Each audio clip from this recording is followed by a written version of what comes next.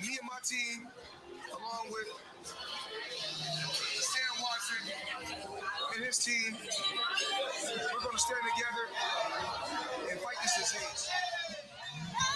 I come this way before, traveled through the open door, circumstances navigated the path, and like I've been on so fast. No, it got lonely sometimes, you see, I know we couldn't make it. Even when I'm off beat, I still land on my feet, and nothing can shake me, cause I know life took a hold. I never. This is where I am destined to be. I'm not ready to give up. I believe in the miracle of life. Life's a quick with no rehearsal. Learn quickly, they'll come for your role. Games to play, can't take it personal. Cause the devil is a liar. I'm telling you the truth. It's all in what you do. Some things you gotta do. Fight the millions. Take a second, see the blessing in it. With much expected, much is given. When I made the living, now I'm giving back to children. Never let the power come first before your happiness. Yes, you can be the best if you go the distance. Mix a little sweat with your persistence. You know that the best things are never instant. Just shine up, let them see your brilliance. Get up, open up your eyes now. It's the moment of truth. No backing down. We're bringing it to life. Oh, for the children, it's a given. You gotta give it, be a blessing. This my personal statement. Run the game like I'm A6. Learn to develop patience, determined to be the greatest. Yeah, bobbing and weaving, they changing up like the seasons. Indigenous to the grind, so I do it for all my people. Dabbing in competition, back up against the ropes. You fighting for recognition, I'm fighting just to promote equality where we lacking. While cancer slowing our road, I'm confident we'll make it. We focus on common goals. Yeah. Give back, give love, giving something away. Never give up, stand tall to fight another day. 2 toes, 2 feet, I stand on the ground. I'm going back soon and fight this final round. Life's a quick with no rehearsal. Learn quickly, they'll come for your role. Can't you play, can't take it personal. Cause the devil is a lie. It's all in what you do. Some things you gotta do. Hey. Dun, dun, dun, dun, dun. Woo. Eric Gone, JP, Eric JQ, what it do? What up, D-Dub? What up, K-Dub? Hey, that got a ring to it, man. Y'all got to come in together all the time, man. We know what I'm saying? Baltimore, G Brown, KJ. What's in that duffel bag, man? I appreciate you. Love, she's back. Love is the word. Appreciate you. Young World, Damon, Yova, T Bonafide, Club 57, Super Bros, Victor. New Media Boxing. Hell, shout out to him too. What up, Wayne? He a good brother, man. Douglas. You know what I mean? And yeah, man. I appreciate you guys coming. We're gonna talk about this tonight, man. And we got a lot. Oh shit. Man, if I get through one phone call today, it'll be good. No, but I want y'all to call in because y'all may have alternative perspectives, and that's why this show is here. So without further ado, click the link below, man. And I ain't even pinned the damn. I said Malcolm alleged that some of Elijah's women were underage secretaries, and can you expound on that? Yeah, I guess they were, because they were there. I seen them myself. It's all true. Oh, y'all can't even see it. What am I doing?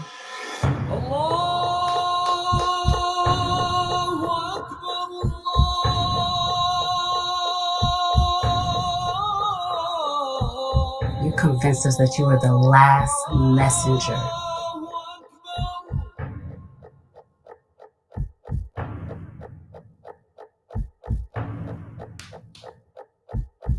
How many other bastard children do you have?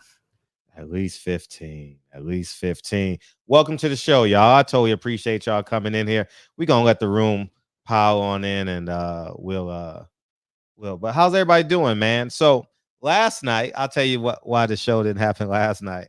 End up being a bomb. So I was going to the Giveon concert, right? And he ended up canceling because somebody in his crew ended up testing positive.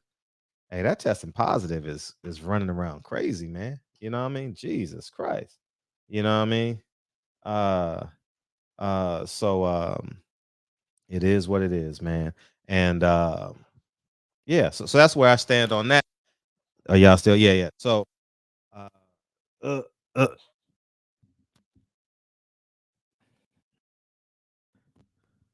mic check. All right, we're good. All right, I got a shortage in the mic. So, anyways, man. Where are we?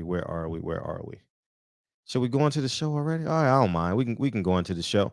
So I'm not sure if you guys saw the Trill boxing talk interview, and Mickey Bay just told y'all, what's up, Unique Don? Mickey Bay basically said what I've been I ain't called. Get Mickey Bay in the shop. We'll get him at some point, man. We definitely gotta let Trill Boxing Talk get they clicks up, man, and get their recognition, man. I'll wait a couple of weeks, 3 weeks, 4 weeks. You know what I mean? I'll let them get their clicks up, man. Everyone go check out their interview. And yeah, man. What's up? Stay ready. Stay ready. I appreciate you, man. Appreciate you, big homie. Appreciate you. Salute. Stay ready. I saw you and the champ on there. Was it yesterday? Yesterday, 2 days ago? Salute, family. Just coming through to show some love. I appreciate you, man. Make sure you go check out Stay Ready. Stay Ready got 42 podcasts, man, and a cooking show. Make sure y'all check them out, please, man. Please, man. We got to build the community, man. You know what I mean? And so I thought Trill Boxing Talk, it caught me way off guard. I wasn't even watching it. I was working out. And Tone Browne is a great asset. Yeah, Sweet Hands, yeah. And it was a Tone Browne hit me. It was like, you watching this interview? And I was in the gym working out. And I hadn't looked at it. And then when I went to pick the Lincoln up, I went early to pick Lincoln up so I can sit and watch the interview. And I had to stop. I had to sit and breathe. I don't think I've done that in a long time for an interview. Nah, I don't think so. It was just overload. It was just too much.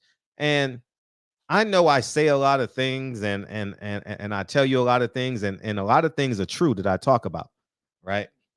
But when the crime has a face and it's a good guy like Mickey Bay, you just sit back and you just get heart wrenched. And the funny thing is, 78 felt the same thing I felt. I was like, oh, it was just too much. It was too much because Mickey Bay was basically Devin Haney. That's basically who he was. If you guys want to know, because I know we got a lot of young guys in here and maybe didn't follow Mickey Bay. Mickey Bay was as good as I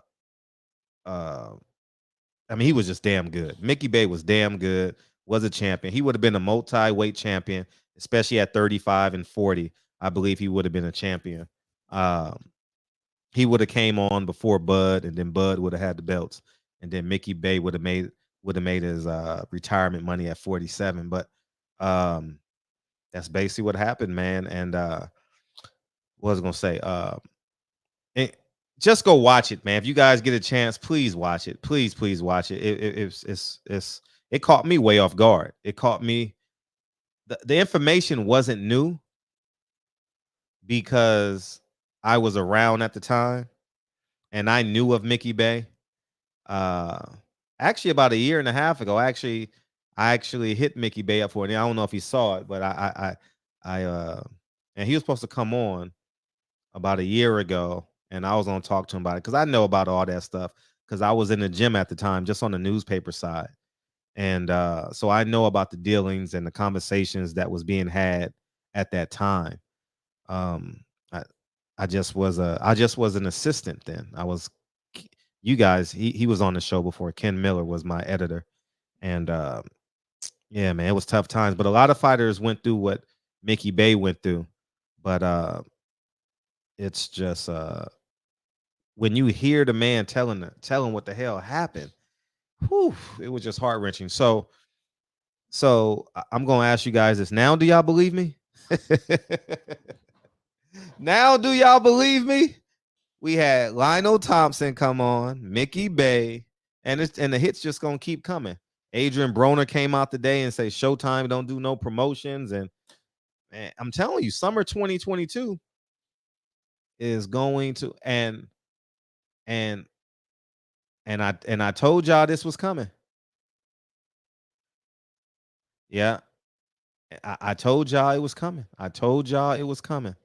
All right, I told y'all this was coming. Summer 2022, and he talked about how Floyd Mayweather blackballed him, and he talked about how Al was good, and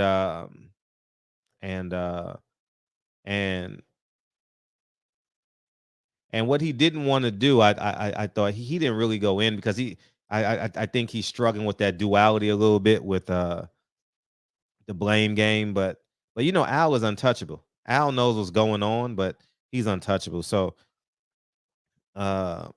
he noted that he led to that Al knew what was going on, but if Al had been just his sole promoter, he would have been much more successful for sure, guaranteed, not 100%.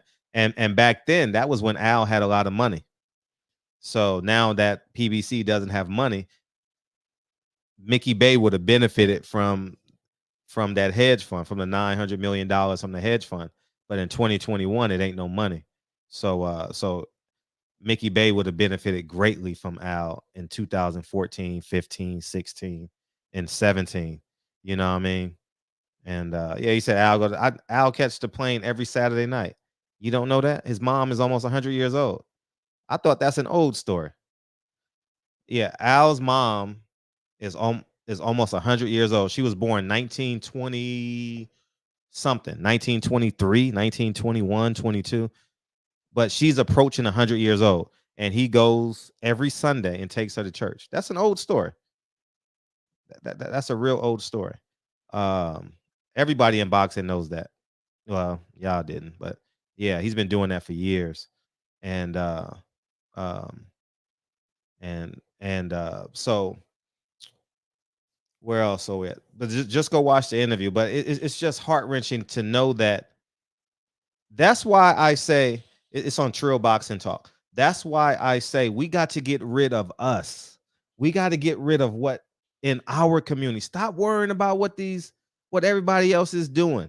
That's an anomaly. Listen, when other people commit crimes on us, that is an anomaly. That doesn't happen in the numbers that we do harm on each other. Okay? I understand we're going to say, well, what about racism? What about systemic oppression? All the above is true.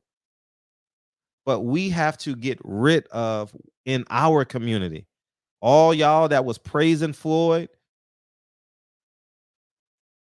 I'm looking at y'all sideways because I come in here every night and tell y'all the truth and y'all still sucking Floyd off. It's disgusting. Leonard Ellaby, I told y'all about these people, man. I told y'all about them, but y'all love money. Y'all just want to take a picture with Floyd. Y'all just want to touch his knuckle. I don't know what it is when y'all and Floyd, man. I don't know how y'all deem Floyd not human. Like he can't commit no wrong. Like he's not perfect. Y'all hold me accountable. Shit. I'm God. You know what I mean? But and then the other part we want to talk about is Marcus Browne. And I think Marcus Browne, it's just too many crimes, man. And I have the articles. We'll talk about it at about 10 o'clock. But it's just too many. 4 times is too many. 4 times is too many, man. And I'll say this: jail serves a purpose. I did 2 days in jail and I ain't went back yet. You know what I mean? Malcolm X did 6 years and didn't look back. Jail has a purpose. You understand what I'm saying? And jail scared me straight. I ain't committed a crime. I haven't committed a crime since. like you know what I mean, of note. You know what I mean, maybe I've littered here, and I can't even call me ever littering, you know, because I don't litter. But scared me straight, you know. And when someone is a repeat offender, they think they're above the law. And I don't care who you're friends with. I can't not be a man in every situation. If Marcus Browne was sitting in front of me, I would say the same thing. You guys got to read the articles. You guys got to read the articles, man. And but I'll just overview it real quick because some of you guys don't know. So basically, he was in a relationship with the woman, the mother of his child, and domestic violence happened. It was consolidated 2 times. The 3rd time, he choked her and basically barricaded her in the house. She called the police. He did that. 9 months later, or couple months later, he does it again. He goes back to the same situation. And why this is important, because when you do things like this and you don't get punished, yeah, he was punished, he got probation, but you don't do jail time. He listen, a man can't get more respect in the streets than he gets in prison. You understand what I'm saying? And I think men, grown ass men, need to hold men accountable. That's why they get away with so many things. I have no qualms with Marcus Browne. That's his name. I don't know the man. I don't know nothing about him. But because here's what I heard today. Well, Derek James is his trainer. He trains with Earl Spence. I don't care. They ain't got nothing to do with the crime that he committed 4 times. So what I'm asking is, how about if boxing doesn't work out for him and no one intervened? No one held him accountable. No one intervened. We know what happens to these people. You understand what I'm saying? So I mean, I thought women and children were off limits. You know what I mean? I thought women and children were off limits. And if I'm wrong, then come get me. You know what I mean? I was the one that stood in the gap for Carissa Shields. No one in boxing has ever stood up for Carissa Shields the way I have. No one in boxing.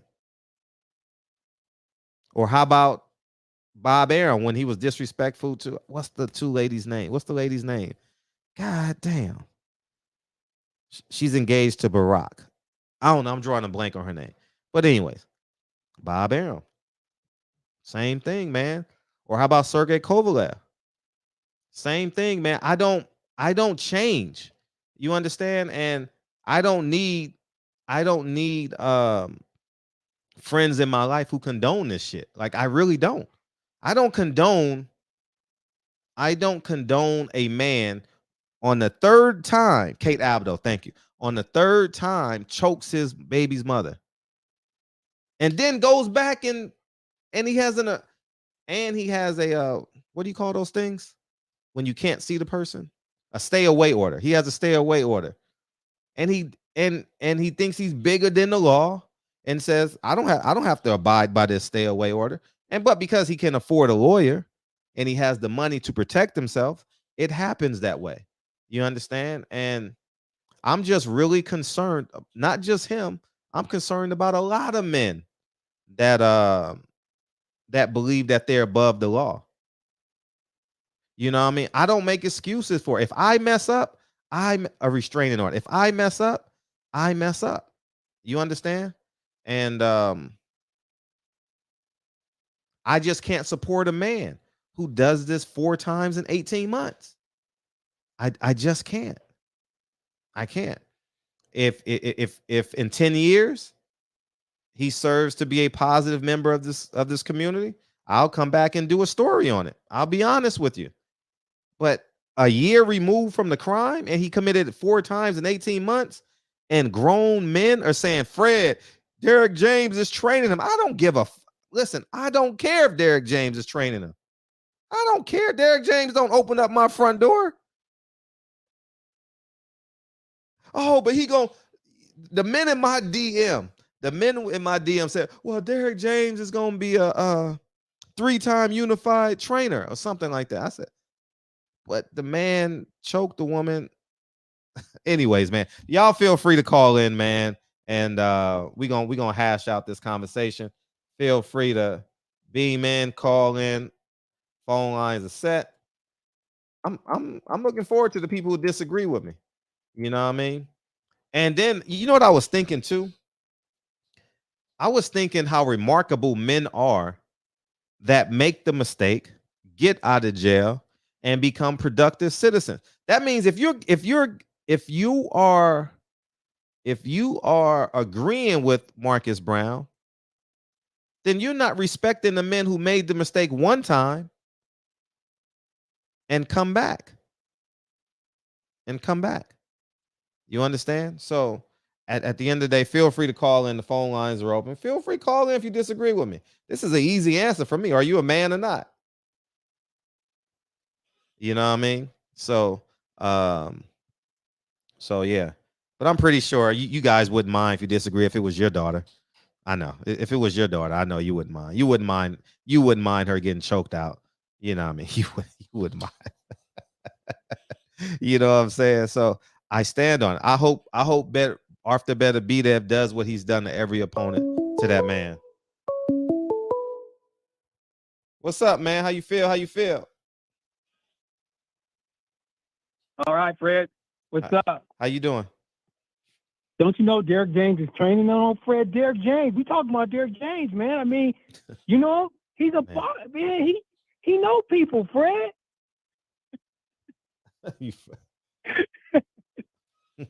Fred, he's a boxer. Okay? So he choked the bitch out, man. Maybe she was talking shit. Fred, he is training with Derek James. Do you understand that, man?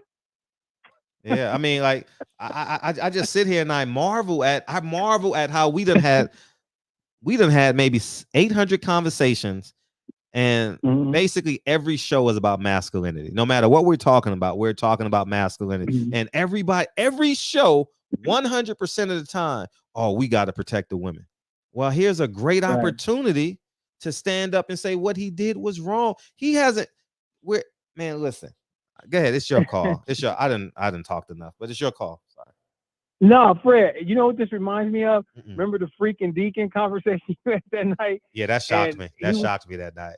That threw me back. That's what this reminds me. I mean, would you see the parallel here? Well, kind of. Yeah. Parallel, and I know you don't like Deacon too much, so I know you. Similar, very similar. Yeah. But R. Kelly was just grossly worse. Man. Grossly worse. We all knew about R. Kelly. He was an unknown secret in the Black community, and he was eating her ass, man, without getting into specifics. But you know, he's a child molester, man. Straight up. I hate to say it. I think Michael was one too. I ain't gonna lie. It hurts, don't it? Well, I don't know about Michael was proven to be innocent and nothing, and the kid was proven to be a liar. So I can't. Well, my knowledge says otherwise. But I mean, I see your point, though. I see your point. These people get caught up in the sauce. Now, you know, me and Floyd, I just said he does try to help people. But yeah, you know, Floyd is in that game, man. He's in that shit. And he's even getting burned with this Al Heyman thing, right? So you stick around the fire long enough, right? It's going to burn you. It's going to burn, yeah. And Al Heyman, so many Black people hurt us in our own community, and we've been giving them a pass, Fred, for years. For years. How do you think Malcolm got into that situation? by another black man. You know how dirty white society did him. And then it ends up, he thinks he found some kind of road out. And in the end, those people, his own people, did him worse than white people ever did him. Right. Thank you, Donovan. I appreciate you, man. Yeah. Yeah, you're right, man. And it's heart-wrenching. And this story tonight is why I revere Malcolm X so much more. I could have been, listen, I was a step away from doing probably years. If I would have committed the same crime, they would have threw me in jail for a year. You know what I mean? It was a petty theft crime, but if I do it again, I'm going to jail. You know what I mean? No jail gonna have mercy on a little black boy that he don't have no connection to. So I think this story speaks volumes about men like in your community, men in my community, Malcolm X, whoever he is or she is. The fact that they say, you know what? I made a mistake. I served my time, whatever it is, whether it's domestic violence class, whether it's 1 year in prison, whether it's 5 years probation, whether it's 6 or 7 years like Malcolm X. You do your time and you come back and you be a productive citizen in this community. I can't forgive a man 1 year removed and he done committed the crime 4 times in 18 months. That's just who I am as a human being. You understand? So I can't sit here. So I can't sit here and see 100 posts on Instagram, 100 videos saying Derrick James gonna get it. The inside of me, the man in me can't sit here and be like, I got to speak up on it. Like I got to. That's just right. Well, Fred, I want to leave you with this. Please. Think about this for a second. Everybody in America hates a black man. Everybody, the red man, brown man, the yellow man, and of course the white man. Right? They all hate us, and consequently, by hating us, they're telling us, "I want to be like the white man." As soon as the yellow man gets over here, he wants to please the white man. Right. So what does he do? I'm gonna hate the nigga. The brown man comes over here, ain't got a pot to piss in Mexico. Comes over here, he hates black people because he wants to please the white man. And it goes on and on and on. They hate themselves. Now, let's hold our own people accountable. Our own race does things to us in order to satisfy and please the white man. Remember Django?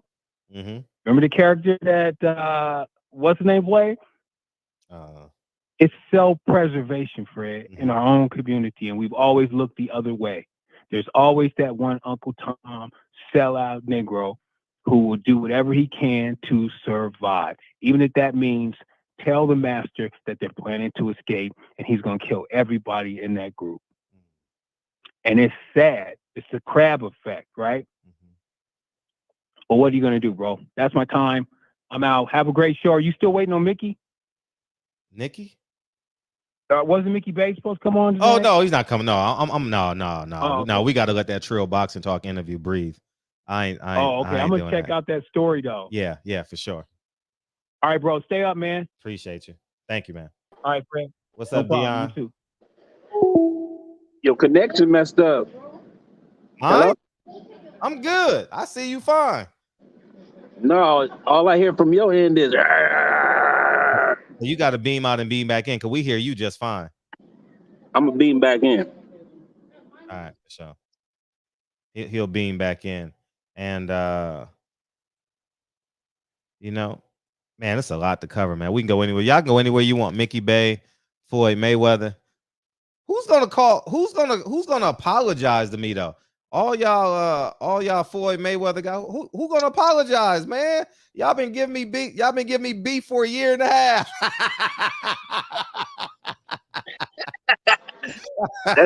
That's how you start. That's how you start confrontation. You just start jabbing already. That's messed up, bro. We can't see you if you want to be seen. Oh, my bad. Yeah, there you go. That's messed up, bro. Man. But I do feel what you were saying earlier in the car when I was listening to the whole interview. I couldn't. It was hard to listen to, dog. It was just sickening. Like it made me think of like some reality of what's going on in the world of what you're trying to base this show off of. It's just like accountability and integrity as a man. Just like my situation with my son, like. I built you all the way up, not for nobody to tear you down. I built you all the way up I made the mistakes. Let me make the mistakes. But I see your future better without no mistakes. So I got you here. Don't never let nobody bring you back down here. And it was just so disgusting, like to see like how I built him like straight up for his grandma, his own grandma, to give up her apartment and move in with him because his situation is better. What kind of stuff is that? And that's when it just dawned on me this whole last time, like everything, like it's sad that our own color would do us bad like that. You know what I'm saying? Because somebody else. And then we always screaming racism, racism, racism. You know, our own skin color do us worse than other people. You know what I'm saying? It's unfortunate to say that, but that's just the way it is. And look at the situation with Tank. How Devin make more money than you if you the cash cow? Just don't make sense. It's all a front. You know what I'm saying? And then Floyd doing all this stuff behind closed doors. I thought you had $1 billion, bro. Like, I'm the first one I admit it's over with. You know what I'm saying? Because, you know, that's basically what was Tank gonna be in Mickey Bay Part 2? Guaranteed. Guaranteed. And it's crazy, man. And state of boxing is crazy right now. I thought we ended it right. You know what I'm saying? The last couple 3 months. So it was been great.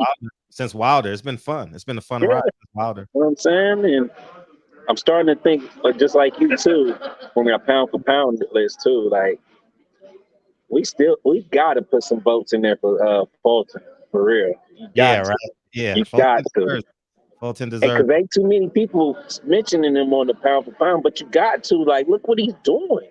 Right. Like, you got to give him some respect. He might not get no spotlight like that, but you got to give him respect because he's going in there and take care of his business. He went through a whole division. Exactly. And then he had Figueroa so frustrated, like, you know what I'm saying? Like, that's crazy. Like, and it's crazy, man, but it goes back to accountability, man. You've been preaching this to me in my ear for a whole year, and I've been on my son about that. You know what I'm saying? Don't slack up, because you see what happened with me. When I slacked up, I had 3 pauses in my life. 3 pauses. I went to prison 3 times. But I put it to my kids, if I can do this and get everything back and then some the right way, you can do anything you want. Right. I'm living proof. You know what I'm saying? Right. You know, like I told my son, the same things that you think that you're missing, you're not gonna miss, because they're gonna be doing the same thing tomorrow. So why not go get no money and then go chill with the people that's not getting no money, and they gonna be doing the same thing tomorrow, and then they gonna be in the club and they go change their position of the club. From they might not be in the back, they might be in the front this time, but they do the same thing over and over. But you be the same people that don't have car insurance, nowhere to put all their Jordans, and no car. But these the same people that you're trying to be around for what? A picture? You ain't getting paid off of it. That's basically it. A picture. That's what you go get out of it. Hope somebody caught a picture of your shoes that night or something. But it's all about accountability, man. And one thing about this Floyd shit is he got to accept accountability, man. You got 200 fighters, and they're all starving over there, bro. Like, when's the last time you seen a TMT promotion? Matter of fact, just showcase somebody rising up. I haven't seen it yet. You got 200 fighters. That's sad, bro. And it's just like you said, man, like, it's all gonna come out because more people gonna start feeling comfortable where they can talk about it. Because guess what? Their situation ain't getting no better, so why not just crash all the way out? Right. Might as well expose it on the way out, especially the people that's been what they've been trying to get a fight for 2 years. Them the people that ready to hit the eject button for real. You know what I'm saying? And now this Devin Haney situation, and goes back to what you were saying again too. Like they gonna play you again, and they basically played you.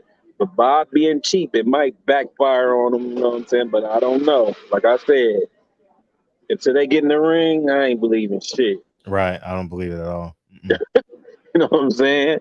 If I can't get my money back for Showtime because I got kids. Can you imagine coming in the house and my daughter can't turn to her little show, bro? Oh my goodness! Like it seemed like all my kids got their own special app. Yeah. Facts. You know what I'm saying? Like, dang, it's crazy, bro. But what else been going on? That's it, man. That's it. Tonight, we got it's a lot of fights this weekend. I don't even know the schedule, man, but I know there's a lot. I think every promotion is putting on like strong B-level cards. I think we all should put $1 in the chat,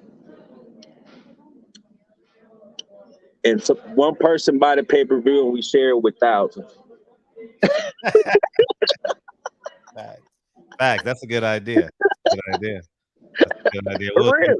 If everybody donate $1, we'll do it on the next one. We'll do it on. You know what I'm saying? And we'll make it happen. And that's how we teach them. We want our right fights. You know what I'm saying? But it can't just be no pinky. It got to be a fist. Yeah. One person can't stick out. You ain't gonna be able to hit them right. You know what I'm saying?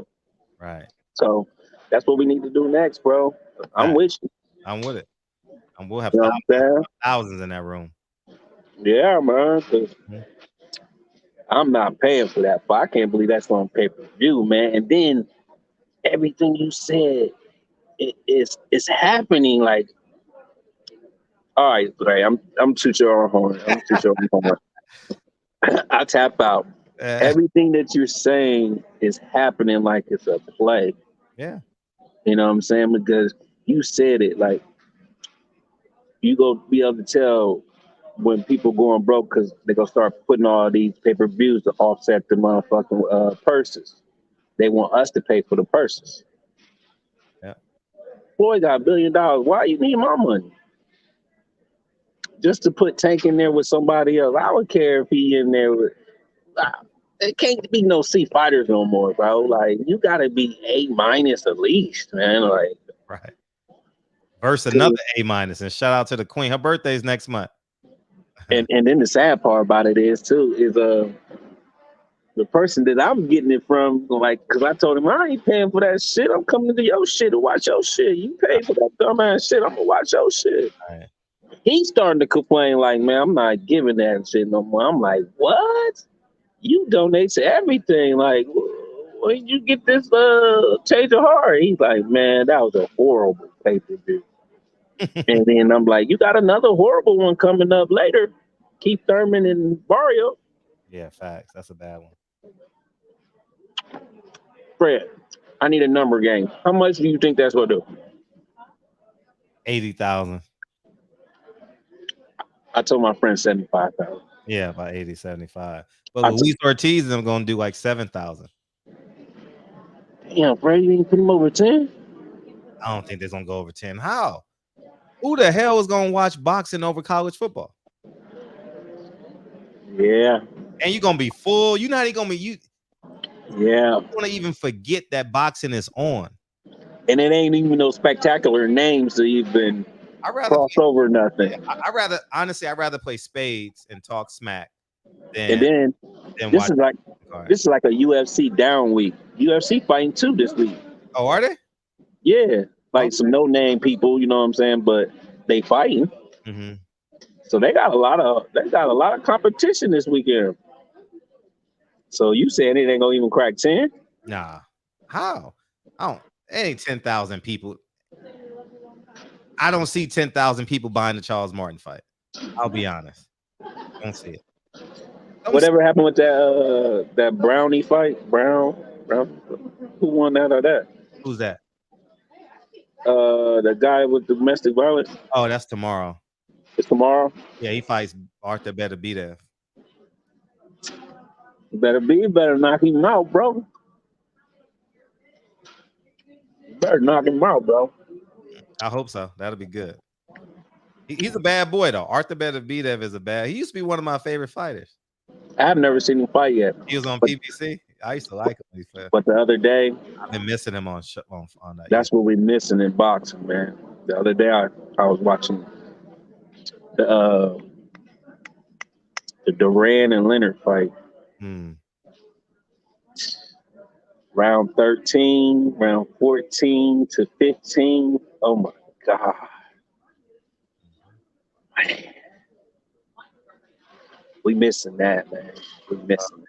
Well, Leonard was down on the cards. That's why. Yes, he was down on the cards. Yeah, he was anxious. But it made it so much better. Like, you know, he knew that he was down on the cards, and Duran knew he was up, but he still was fighting like he was down.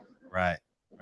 It was a classic, man. You know what I'm saying? Like, they exchanged the punches, they eating each other's stuff, and just so much respect in that ring, man. Like, man, no wonder why Duran was walking around like, I swear to God, I thought Duran was black after that after he won, because he didn't want to shake nobody's hand. He was walking around the ring, pushing everybody. I'm like, he Mexican. Like, why is he acting like he's black? Like, he even won $1 million. I don't understand it, but that was classic, man. That's what we need, man. We need that. If we can't get Haney and Davis, I would like to see Haney fight. What's his name? Gary Russell Jr. Yeah. That way, when he have his little fight in January, he won't be going missing for 2 years. You know what I'm saying? Keep him in the flow. Yeah, we need Gary Russell back. But that would be a good fight, man. I think Devin and Gary Russell can do some numbers. And Devin put it on himself, and he get all the money. Right. What you think about that? I'm all for that. What's another fight that you want to see? Crawford Spence. Man, that's dead, man. You think it's dead? It's dead, man. You see, Bob said it best. Terrence is the worst negotiator. And when you have an ego like him, and he hates every time you say Spence around him. He hates that. It's an ego thing. You know what I'm saying? He hates being second in line to him, but at the end of the day, you ain't putting no work to be in front of him. But it's all an ego thing, and he go play the fight. Right. You see, Spence don't care. Spence like, bro, let's get it on, man. Let's get this money. He just basically, let's fight. Yeah, I think it's not even about belts. You know, so you see what they doing on this side right here. Let's get this money before they dry it up. Yeah. Shit, I think Spence. I honestly think Spence and Crawford is the only Well, no, you got the 135s. You got Tank and Haney and Aloma. I think those three are pay-per-view.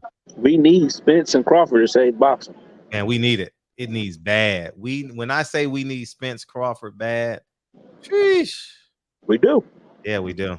Because haven't you seen like it's like a difference in boxing ever since Wilder lost. It has, especially in our fan base. Yeah, that's why we need. You know what I'm saying? It's like a different energy in boxing ever since Wilder left, because he's a people's champion. We had so much invested into him emotionally and everything. And when he lost, we lost. You know what I'm saying? And then we already knew what they was going to do after he lost. You know what I'm saying? But he went out on his shield like he wanted to. Yeah. But at the end of the day, we don't have no boxers like him or Spence that will try to buck the system. Right. Everybody else is falling in line. Right. Yeah, Wilder. But you made me late, man. I gotta go. I gotta go. Appreciate it. Thanks for tuning in. Thank you, dog. Yep. All the time. Yeah, feel free to call in. I appreciate you, Queen. Happy birthday. Gonna be out. Hit me up when you get to LA. Hit me. Be great to see you. Be great to meet you for sure. Yeah, man. It's well,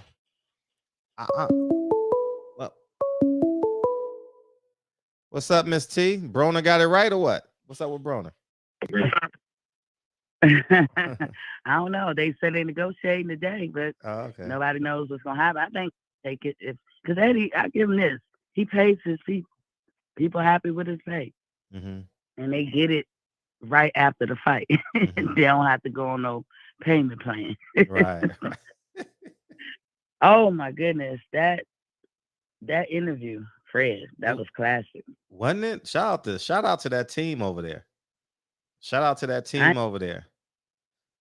Was that today? Because I'll be late with. Yeah, it was shows. today. It was today. Shout out to that. Shout out to those three. They're great. Yeah, they're great. Not tandem, but triplet. Yeah, it's whatever you want to call it. Triple threat. There's so many nuggets that man dropped, but the one that I'm gonna just say to you, because I know you got a lot of people that want to call in. What got to me is that when he felt trapped. In other words, because I don't want to.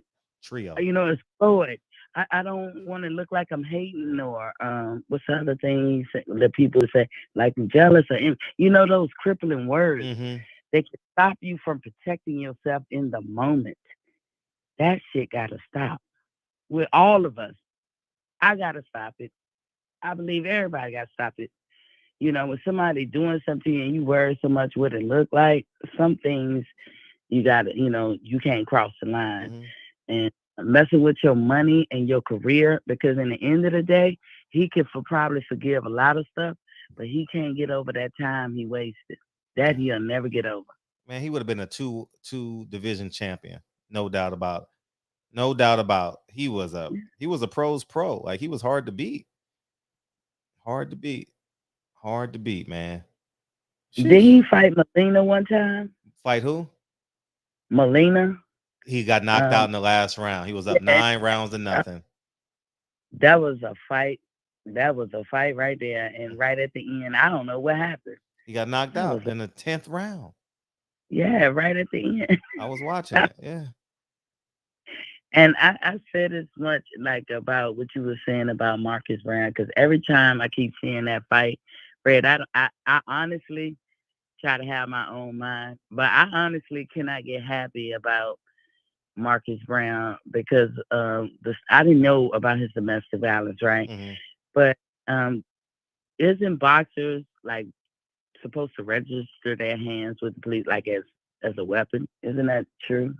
I heard something about that. Yeah. I've heard a handful of fighters say something about that. Yeah.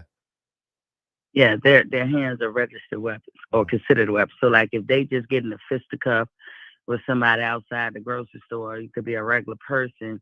It's gonna be the same as if they pulled a gun on somebody. That's how the police gonna look at it. Oh wow. So if that is the case, and you could be casual boxer, like just somebody who come in every blue moon, hit the bag sometimes, not even nothing spectacular, you could kill a woman when you fighting them. Not alone be an Olympian and a professional fighter. It tells me he has a disregard for human life. And that's the shit I can't get behind. That's why I hate like cheating and everything, because that's what it speaks volumes to me like that. You just don't have a regard for human life. How do you be around people and support people like that? I don't know. I mean, it's going to be a good fight, but is it free? Because I'm not paying for it. It's on ESPN Plus. Yeah. Oh, it's on ESPN Plus? Okay. I don't have that anymore, so I won't be watching it. I have it now, but I did it for the Crawford fight, Oh, yeah. But I didn't pay for the Crawford fight. But yeah, if you bought the Crawford fight, I think you got them. I don't know. You had to subscribe to ESPN Plus, correct? I do. It came with a bundle package. Gotcha. But Crawford, I had to pay extra money just to see that, even though I had ESPN Plus. So I'm wondering, is their fight like that? Because definitely, if I gotta pay something, nah, it ain't getting paid. So, what's that fight you said ain't making 10,000? Luis Ortiz and Charles Martin. It ain't. I saw him at the Wilder fight. He was in the Nally or something. He had pulled up in front of one of them hotels, and I was like, I know this dude. Like, I'm looking, and he had a car full of women. It's like, when he pulled off, I was like, that's Charles Martin. He said he ain't making no money on that. Well, whatever his minimum is. Yeah. Well, that was a good interview, Fred. I'm with you, like, let it breathe. I was happy that Black Fight fans said you could share it. I actually talked about it. I didn't share no clips because the context. Yeah, I wanted it all together. Yeah, it's strong. It's some strong work, man. It's some strong work. You got to add him to the nuggets he dropped. I mean, he was saying a lot. I can't wait till the damn book come out. I already set aside some. Yeah, that book gonna be. Yeah. $100 on payment. Right. But Floyd, it makes that, and I immediately thought of you in your interview with Lonnie B. Yeah. Oh yeah. Oh, definitely. Yeah, it just, like you say, it's time. You can't, I'm a Christian, and to each his own. But I just believe you can't shit on people, sleep like a baby, and think you're not gonna get the same energy you put out. I'm a believer in that. So, what's up, Kyle? What's going on, Miss T? What's going down? Nothing much. I just came in here. This is a hot night tonight.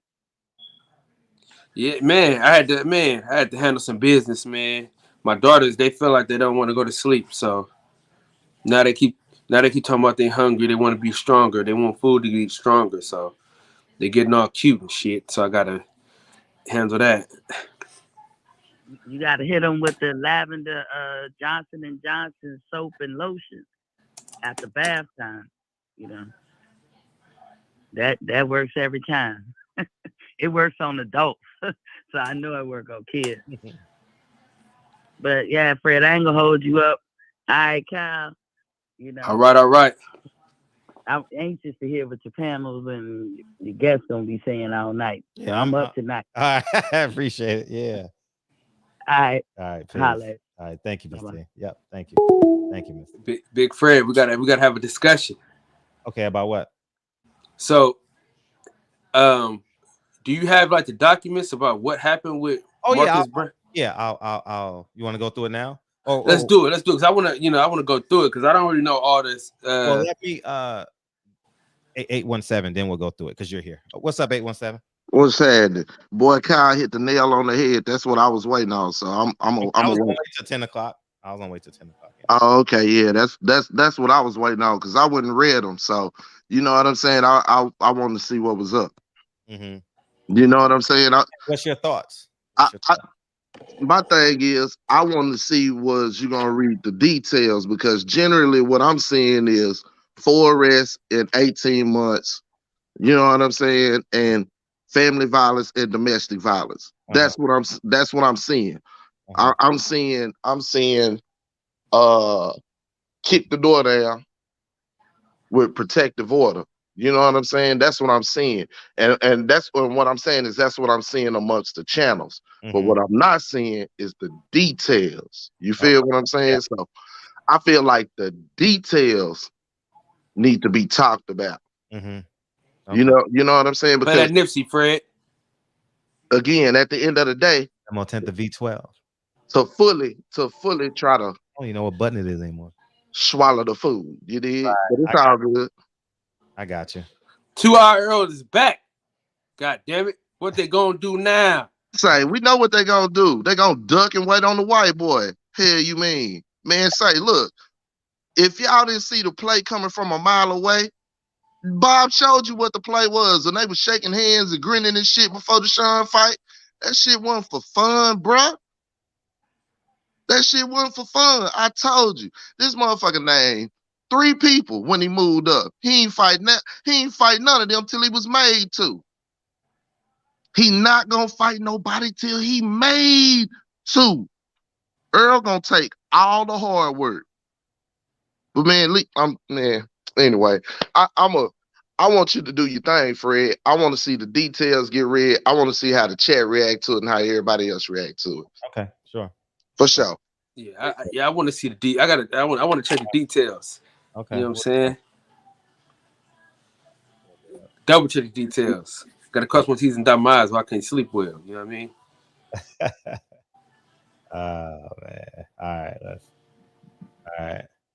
All right, I'll read it one time. According to New York Daily News, pro boxer Marcus Browne was arrested last Wednesday for allegedly violating an order of protection designed to protect the mother of his child. This is reportedly the 4th time has been arrested for violating a protection order against this individual. In the most recent alleged violation, Browne is accused of pushing his way through a Staten Island, New York apartment after dropping off his child. He also is accused of refusing leaving the premises and arguing with the resident that called 911. Browne was later arraigned and charged with contempt. Bail was $5,000. In January, Browne pled guilty to charges of criminal contempt in the 2nd degree in connection with an attack on the same woman who was his girlfriend at the time. He was sentenced to 26 sessions, batter's intervention, and conditional discharge. The woman was issued full order of protection. The incident pled guilty over happened on September 27, 2018, that when authorities say Browne choked the woman at an apartment they shared in Staten Island. Authorities said that before the choking, Browne kicked a hole in the door and prevented the woman from placing a 911 call. Prior to that incident, Browne was subject of another criminal complaint from the same woman. March 18th, was violating earlier protection, so on and so forth. The order of protection, 2017. So I'm gonna just put the link in there. So that's y'all can read it on your own. So that's pretty much it. And it's for me, it's a serial event. You understand what I'm saying? Where it's just like at some point you got to protect yourself and say, you know what? I've learned my lesson. I'm going to stay away. Can we do these children exchanges at the police department? I don't know why the exchanges aren't done at the police station, so but at the end of the day, I can't root for a fighter I can root for a fighter that's made a mistake and come back, and I can root for anybody that's made a mistake. Black, white, tall, short. We had a white guy who Deacon brought in. I can root for a guy that's made the mistake, come back. In that case, Deacon said he was 100% innocent, but I can root for that person. But 4 times is just too much for me. It's too much.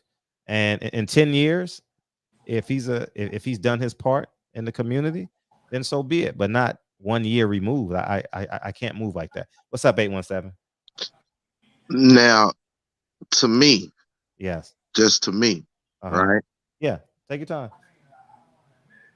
It sounds like a young man, number one, with no guidance, and number two,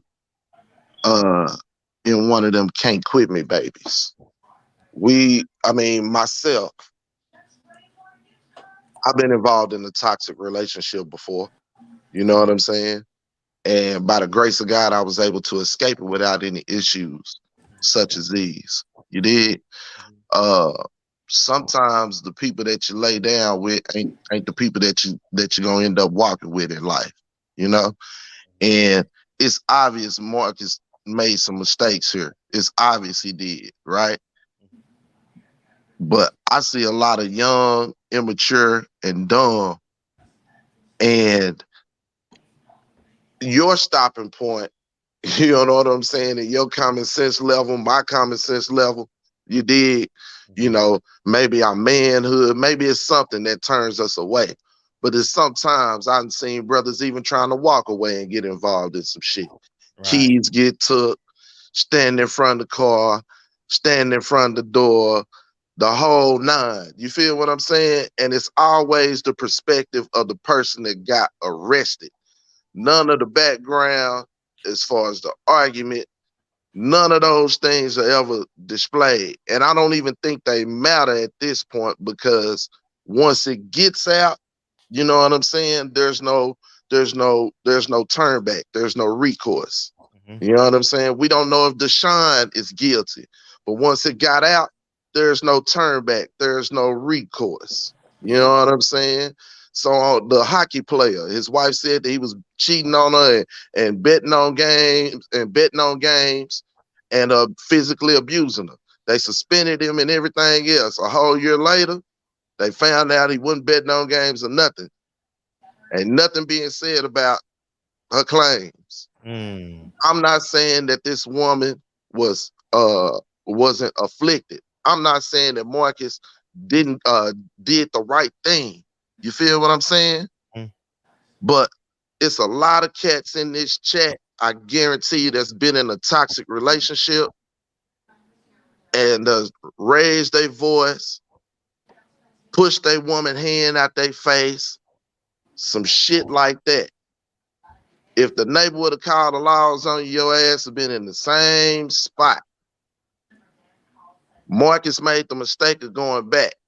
Thank God he finally got his mind together, got his shit together, and moved to Texas and got on some other shit.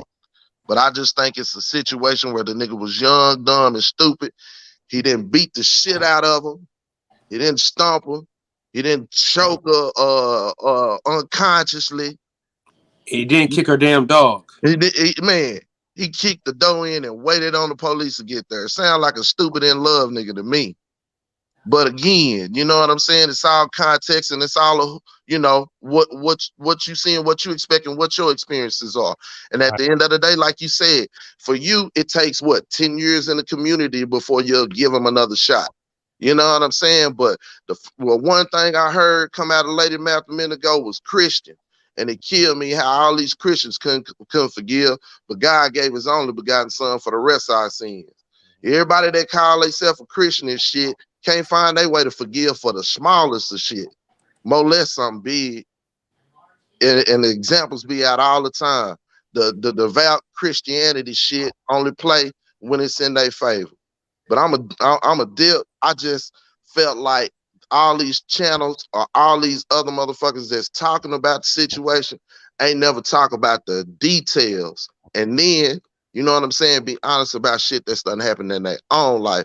And I'm a child that grew up a victim of domestic violence in the home. You dig what I'm saying? So I know the difference. I know the difference. And I ain't one that condoned it. So, you know what I'm saying? Ain't no co-signing going on here for what the fuck he done. But I'm saying, I grew up a victim of it. You hear me? So I know what it looked like. And I know it's two sides to it too. And I know at the end of the day, the responsibility is on the man to make the right decision. And Marcus didn't. So I can respect how you feel, Fred. But I feel like there's context to each and every situation. Mm-hmm. And people get exhausted with the facts. It's easy to make up opinions. Mm-hmm. But the facts are exhausting. Mm-hmm. Shout out to you, light skin, for the win all the time. You hear me? Mm-hmm. Man, my dog. We already know what it is. 2 out Earl, man. If we got to take all the hard work, that's what we do. Texas shoulders broad, baby. We ain't ducking no smoke. Keep calling on the phone. Keep typing on Twitter, nigga. Sucker. What's up, Hustle's Home? You not ready? Oh, you muted. Are you ready? Oh, what's up? What's up? Hey, what's up? Yeah, I was putting my headphones on because I knew it was gonna echo in the background. But what's up? How y'all doing, man? Good, man. We good. Good to see you back in the crib. Yeah. Hey, man, look, man. I'm with Fred, bro. Like this. Hey, 4 though. You know what I mean? 4 domestic violence. Man, come on, B. When we gonna start making men be men, bro?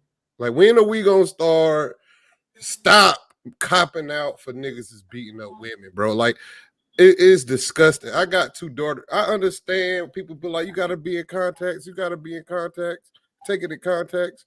But why we can't stand 10 toes down with our woman? We could sit here and fight all these niggas. We could ridicule all these niggas, but we can't even stay solid with our women.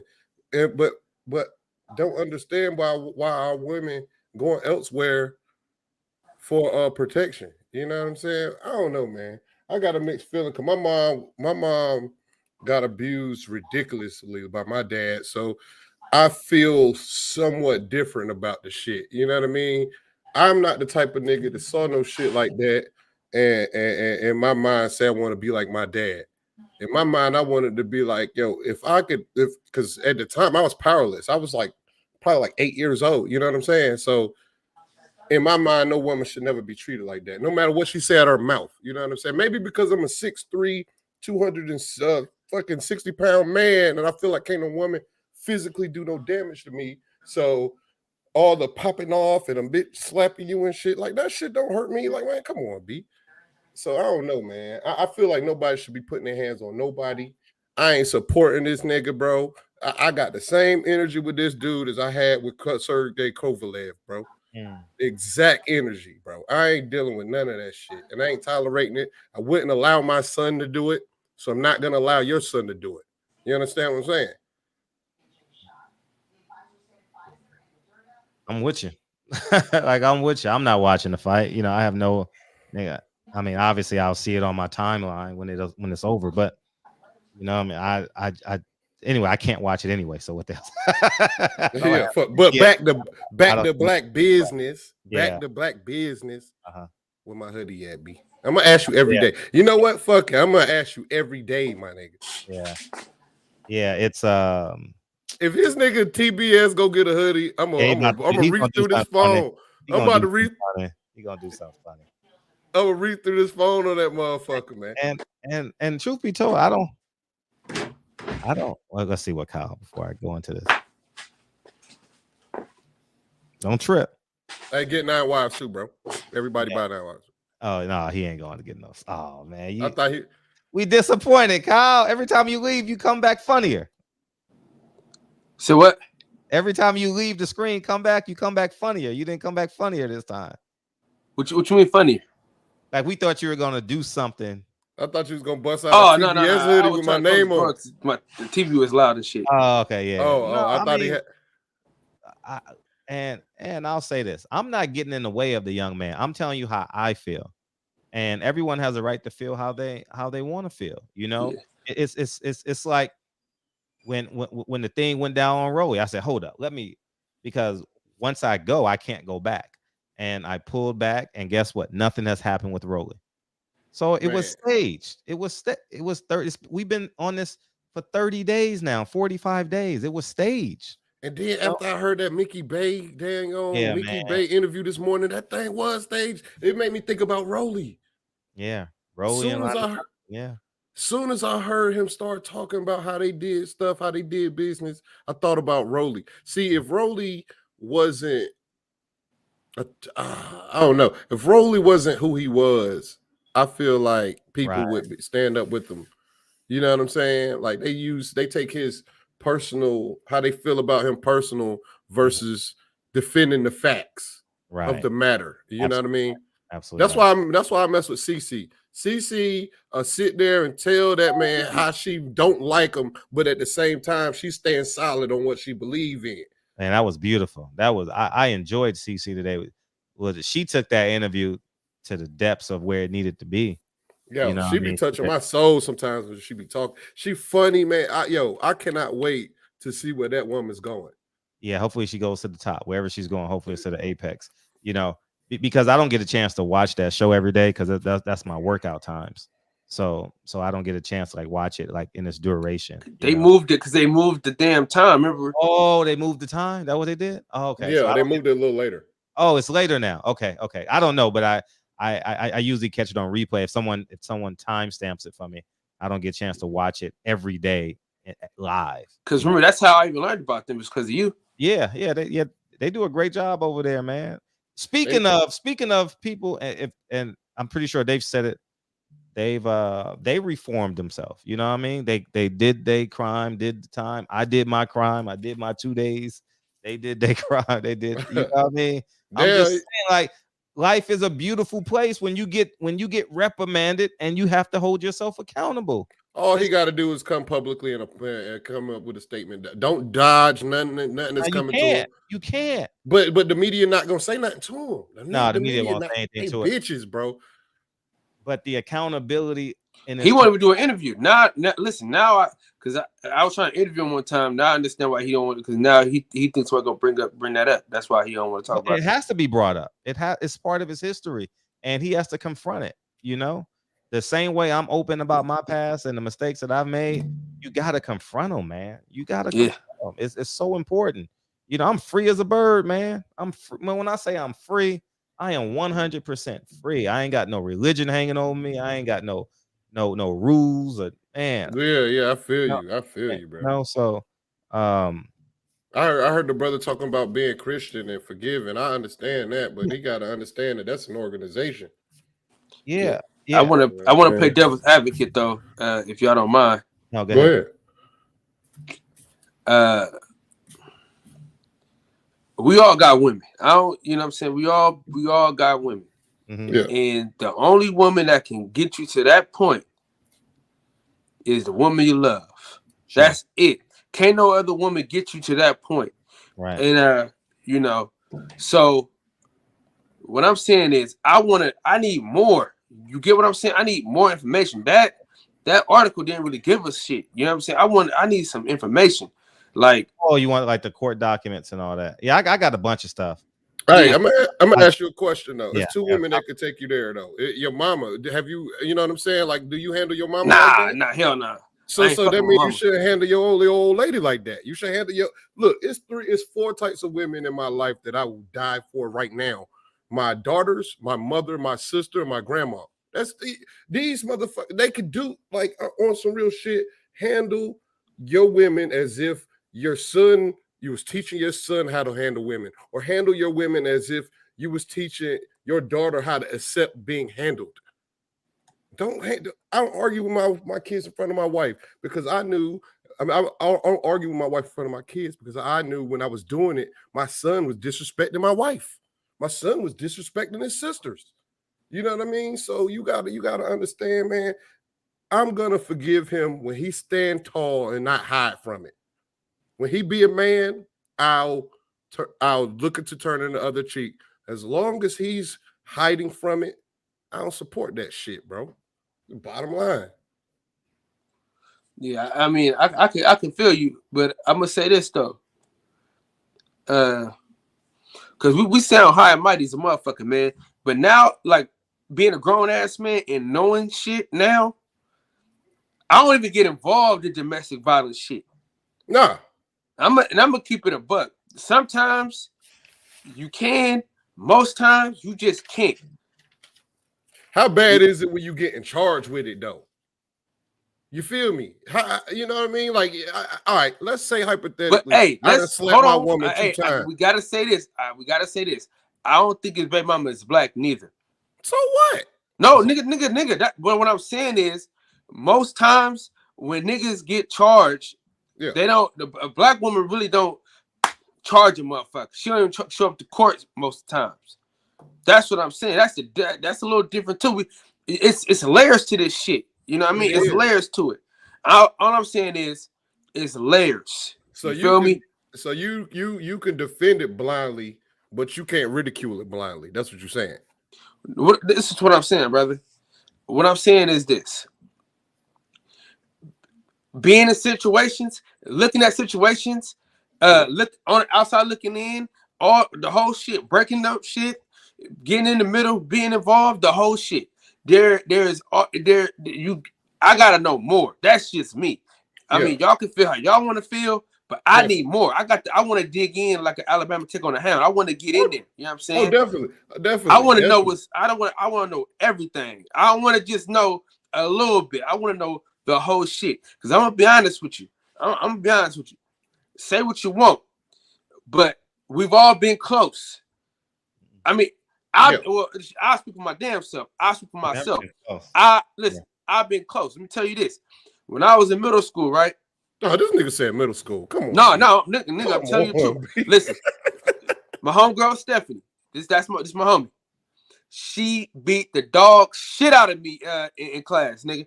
I mean, she beat the dog shit out, and I'm over here like, I can't hit a girl, right? And I mean, she beat the dog shit out of me, right? So we go to the counselor's office, and she was gonna try to beat the shit out of me again, right? Man, I had to put them hands on her. I had to give her everything she wanted, bro. I had to.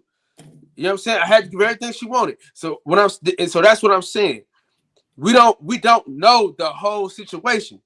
When you reach back to the 7th grade, she beat me up worse than I got beat up by dudes. You get what I'm saying? So what I'm saying is, lady or no lady, a girl can beat your ass. You know what I'm saying? I'm gonna keep it real. And I'd have been in some abusive relationships where I took some punishment. You know what I mean? And I'm telling you, I got close. Yeah, me too. I feel you. I mean, I'm not perfect. I ain't never. Now, in my line of work, now listen, in my line of work, though, these is bisexual. You know what I'm saying? In the line of work that I'm in, these is bisexual. These grab and hit women and men. You know what I'm saying? I these right here, in the line of work that I'm in, I got to get it to you. Because I'm telling you right now, women, they don't stop. I don't give a fuck what we're talking about. Women, when they get to fighting and cussing and fussing, ain't no stopping them. Sometimes you got to shake a motherfucker up. You know what I'm saying? Yeah. You got to. Listen, I'm telling you, because at the job the other day, man, this lady, she was big as a fucking house. This bitch was big. She's a big bitch. You know what I'm saying? And I always say, I ain't gonna hit a woman, but I'll beat a bitch's ass. So, nigga, she came like this at me, nigga. I squared up with her like, nah, girl, nigga. So all I'm saying is, I want to know the whole situation. I know it's funny. I know I'm making jokes, but I want to know the whole situation because I done seen women, I mean, just beat the dog shit out of a dude. Brother, you know what I'm saying? And nobody give a fuck. Nobody gives a fuck. A nigga can be battered and whooped on. Nobody gives a fuck. As soon as a nigga grab a chick or choke her out, he wrong. So I want to know the whole story. And this is what I'll say, okay? And I'm going to tell my daughters the same shit. Don't call no man no bitch. And don't put your hands on him. You know what I'm saying? If he don't put his hands on you, don't put your hands on him. I'm saying that's for me. That's how I'm raising my daughters. Don't call them in no bitch. And don't put your hands on nobody unless they put their hands on you. You get what I'm saying? That's what I'm saying. I wasn't there, so I don't know the whole get down. So I can't judge niggas. But what I will say is this: he dumb, you know what I'm saying, as a motherfucker. But what I'll say is, since then he ain't done shit. Right? The nigga said, all right, fuck this shit. All right, because I done been in a situation where a nigga been in love and a bitch hurt a nigga feelings and shit. And you know what I'm saying?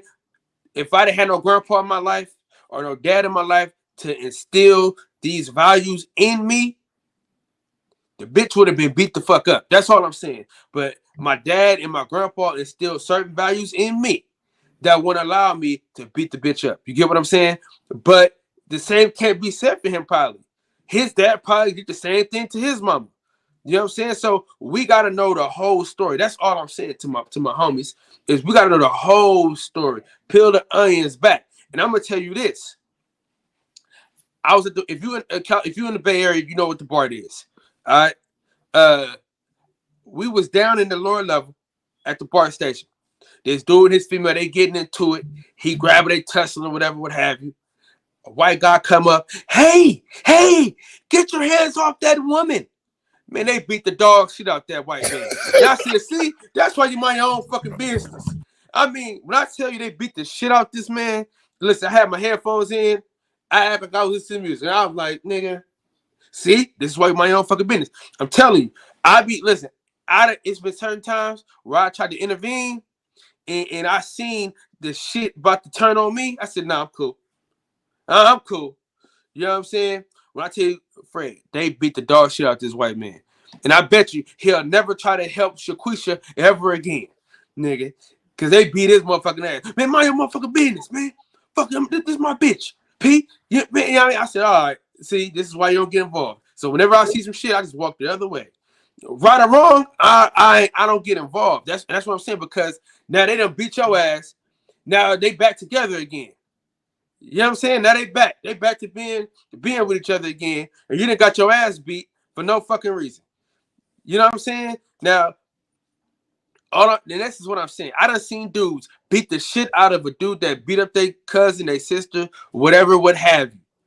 Right? Damn near catch cases, and the woman go right back to the man. See, that's why you gotta mind your own fucking business. You know what I'm saying? And I'm telling you this, unless it's some shit that were you involved with some kids involved, you know what I'm saying? Man, it's hard to get involved, man, because shit turns on you quick. And I done seen it too many times where like shit, my cousin and his girl, they got into it. And I try to like intervene, you know, so he ready to fight me, right? And then You know, you try to help her out, and then she turn on you. Fuck you. I'm like, nigga. So what I'm saying is, man, shit is different. Now, was he wrong? Most likely. But I just need some more facts. That's all I want. And if I get some more facts and it say this motherfucker was dead wrong, okay. But you know, niggas love their mamas. I done seen a nigga beat up a woman because she said, fuck your mama, hope she die. You know what I'm saying? Or fuck your dead mama. You know what I'm saying? Fuck your dead granny. You see what I'm saying? That's the shit I'm talking about. Bitches know how to cut you deep. You know what I'm saying? I done seen a bitch say, fuck your dead grandma. You know what I mean? And the nigga went towards it. You feel what I'm saying? So all I'm saying is, men say listen, we have fragile egos. You know what I mean? And everybody can't control themselves the way they need to. And most niggas wasn't taught the right way. You know what I'm saying? In the words of the great philosopher Frederick S. Hawthorne, the gentleman never goes out of style. But sometimes the gentleman is gonna finish last. You know what I mean? Because I'd have been nice to these. I'd have been nice, and they don't give a fuck. As soon as you go upside the head, that it's like are threatened to. Now they change their tune. That's some of the time. You know what I mean? It's too many situations. It's too many variables. So I want to take the time out and really dig in to the case. I want to read like what she said. I want to, you know what I mean? I want to get into it. You know what I mean? Now, you know, was he an emotional ass nigga? Most likely. You know what I mean? But I do want to know what the argument was about. You know what I'm saying? I do want to know that because I done seen women cut a motherfucker deep. So I want to know what the argument was about. You know what I'm saying? Last words, hustle home. We got it's piling up in the back. Unmute yourself, big dog. Hey, but yeah, true. I feel you. This nigga said 7th grade, but I feel you. But god dang, like it's domestic though. You know what I mean? It's domestic. That's the only thing that kills me. I understand every situation. See, hold on real quick, bro. I'm reading the chat. See, y'all misunderstanding what I'm saying. See, y'all misunderstanding what I'm saying. You know what I mean? See, the thing is, man, this is the thing. This is why we have to. This is why we have to teach the young. You train up a child in the way they should go. When they get older, they won't depart from it. You know what I'm saying? If you got to teach everybody how to be respectful. That's the problem. We don't respect each other.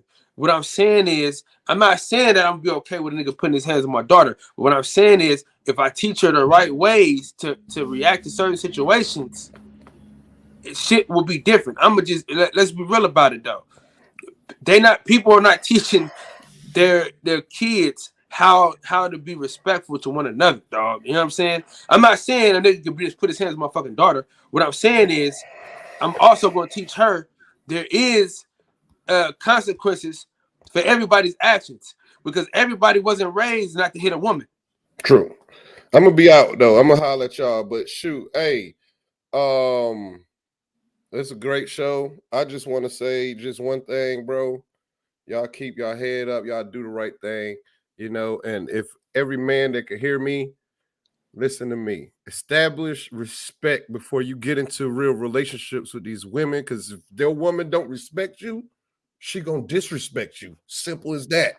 Don't have no woman that's willing to disrespect you. You got to get your hat. Simple as that. Got to get your hat. Simple as that. Just like men ain't being taught, women not being taught neither. That's what I'm saying. Me and my wife, we literally raised each other, but one thing we've established throughout the storm is respect. If there's no respect, you gotta be a man. When there's no respect there, then you gotta be a man. That's when you learn how to be a man. It's through the fire. If you gotta learn how to handle disrespect, you can't just fly off and just because she talked about your dead grandma, your grandma ain't hear her. Just because she talked about your dead mama, your mama ain't hear her. She just doing it. You know she cutting you deep for spite because you're not a dumbass, but then you gonna act like a dumbass. It don't make no sense. But salute to everybody. I ain't perfect. I ain't never put my hands on no woman. But I ain't perfect. Listen, Stephanie had to get these hands. But nah, look. I read a shirt. I read a shirt one day that said, I ain't never. It was saying something to the point that I didn't say that I won't hit your woman. I said I wouldn't hit my woman. Shit was crazy. But shit, I'm gonna holler at y'all. Listen, Fred, stop the violence. Fred, when I tell you, listen, Fred, Stephanie beat the dog shit out of me in Miss Broom class, bro. The dog shit, bro. Keon, what's up? Man, what's going on? What's going on with y'all? Hey, what's up? What's up with it, bro? Very interesting perspective. What's happening? So, man, I went and read the article, right? And my thing is that ain't none of us in that man's household, ain't none of us in their household. We don't know what was going on. I've seen plenty of situations. I've seen situations with my own eyes where a woman get pissed off, go off the handle. Oh, I'm calling the police, and then say all type of shit that didn't happen. You know, I've seen that happen before. And so, him, when you in that type of situation, he got to be man enough and he got to be strong enough to be like, okay, you know what I'm saying? This woman crazy. I can't deal with her. But I don't know the situation. I don't know, if it was kids involved. I don't know their situation. So I can't sit up here and act like, I was a private investigator and, you know what I'm saying, and saw what was going down. We don't know that. We're not the judge, the jury, the prosecutor, none of that. So with a situation like this, it's kind of hard for me to really even comment on. It's really hard for me because now the situation with Kovalev, that was some whole other shit. Like, we've seen physical evidence.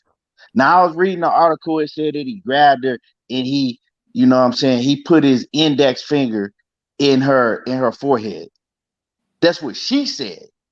You know what I'm saying? It's two sides to every story. If I don't know if you ain't been around no crazy ass female before, Fred, but I have. You know what I'm saying? I've been around when I was young. I've been around crazy ass females that won't let you leave out the house. You try to get in the car, they hanging all on the car door and all type of shit. So it's different situations. You got to know the situation before we can go, prosecuting this man and saying, oh, he this, and we don't need to do all this. I don't know. You know what I'm saying? I read the article and it's just, we don't know the situation. That's basically what it is, and if you never been around no crazy ass female or seen a situation like that, then, you wouldn't understand. But then again, we do got some crazy ass dudes that just like to put their hand on women. I seen, and I'm not gonna name the names, I didn't see some of these niggas' favorite fighters have a female in the corner choking her out. And I was like, yeah, I can't fuck with him no more. And I'm not gonna name who it was. And I was like, yeah, I can't fuck with him no more. So text me. Huh? Text me, so I don't fuck with him either. Yeah. I'll let you. I'm not gonna say it on here though. But no. I'm saying, you got my number. Yeah. So it's certain situations. I just don't know because it's like I think it said that something to the I think it said that he had I think it was like 4 separate cases of violating a restraining order or something like that, right? Yeah. It was something like that, right? Mm-hmm. Yeah, so say if that was his kid's mom, right? Shit happen like that in certain toxic relationships. They not supposed to be around each other. And then, you know what I'm saying, they get back together, they get cool, but the restraining order is still there. But she want him there and he want to be there. They get to fucking around, they get back together, and then it's a toxic relationship. So then the same shit happened. She get pissed off. She called the police. Oh, he did this. So I don't know. It could have been, or he could have been doing it. everything that was said in that article, he could have did that. He could have did more than that, but we don't know. That's the thing. You know, it's no physical evidence out there to show. It's just saying that, you know, he kicked a hole in the wall. He pled guilty though. He pled guilty to choking her and barricading her in, basically, not letting Also, he said he did it. Yeah, he pled guilty. Yeah. Oh, okay. See, yeah, I didn't know that, you know. So that my whole thing was just like, you know, I needed to know more because, you know, men lie, women lie, but and that's just the facts of it, you know. People lie. Women get lying there, they'll say anything. I've seen that shit. So, but you know, if he did do that shit, yeah, everything you saying is right, Fred. But my whole thing is just like shit. I don't know. I ain't, you know what I'm saying? I'm not no you know, I'm not the judge. I wasn't there. I'm not a private investigator, none of that. But yeah, so you know, but any fight, any man and woman, period. It ain't just men. People, they need to keep if you're adult, man or woman, you need to keep your hands to yourself. Man, and I have daughters. I got 3 daughters. You know what I'm saying? And what I tell my daughter, I say, look, I say, don't get into it with no boy. Don't get into it with a boy. Don't get in their face. Don't try to put your hands on. Cause my older daughter, she'll pop off. She'll try to slide a dude. You know what I'm saying? She got hands too. But you know, and then my other 2 youngest ones, I teach them. I say, is her name Stephanie? Nah. She ain't. and I teach all my daughters. I said, don't get into it with a man. I said, because if you have a problem with one of these boys, let me know. You know what I'm saying? If don't put your hands on them, don't get into it. I'll handle that. Because we need to teach women that too. Because a lot of these women pop off on the dude. A lot of these women, they think they can, especially now with the social media, because they make it like, oh yeah, you know, I'll swing on the nigga, I'll hit, and they think it's funny. Like, so we need to teach men and women, keep your hands to yourself. Keep your hands to yourself, you know, and you got to have respect, you know, and a lot of these men need to know, like, they be on it. Social media, like, oh yeah, toxic this and toxic that, especially these young cats, and they think that shit is funny. That shit is not funny. It's nothing cool about none of that shit. And they think, oh yeah, I like a crazy woman. I hear that shit all the time. I don't want no type of crazy woman. I don't want none of that shit. If you a man and you got a crazy woman and you know that, you need to get away from that situation. That ain't it. And if you're a woman and you got a crazy ass dude, the first sign that you see, you need to get out of that situation. You know, but that's the problem. We don't have, I guess, a lot of the parents, we don't have the father figures in the parents. Modeling. Yeah. Right. To teach these kids that, you know. And I say this, it is a such thing as going way too goddamn far too.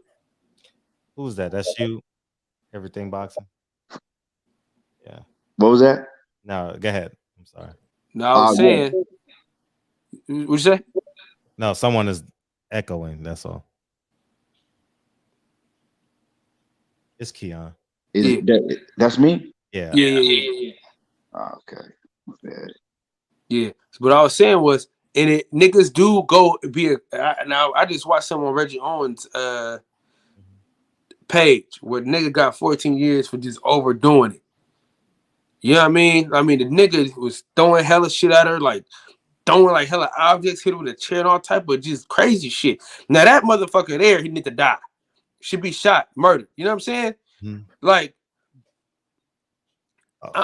niggas go too fucking far, man. Look at this. She threw a candle at her with some wax in, like that was lit. Threw a fucking chair at her. Yeah, that but shit. Don't intercept. Huh? If we don't intercept it, and or the judicial system don't punish the man, then it gets progressively worse.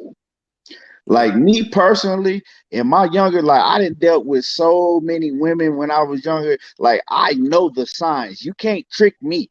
Like a lot of women that try to hide that crazy shit. Like you can't trick me. I know the signs. So I just won't deal with you. You know, that's just what it is. You gotta. A lot of dudes, they don't pay attention. They just worried about how a woman look. You know, and they look over all the other shit. So I mean, if you She's ignorant single enough for a to, reason, K. huh?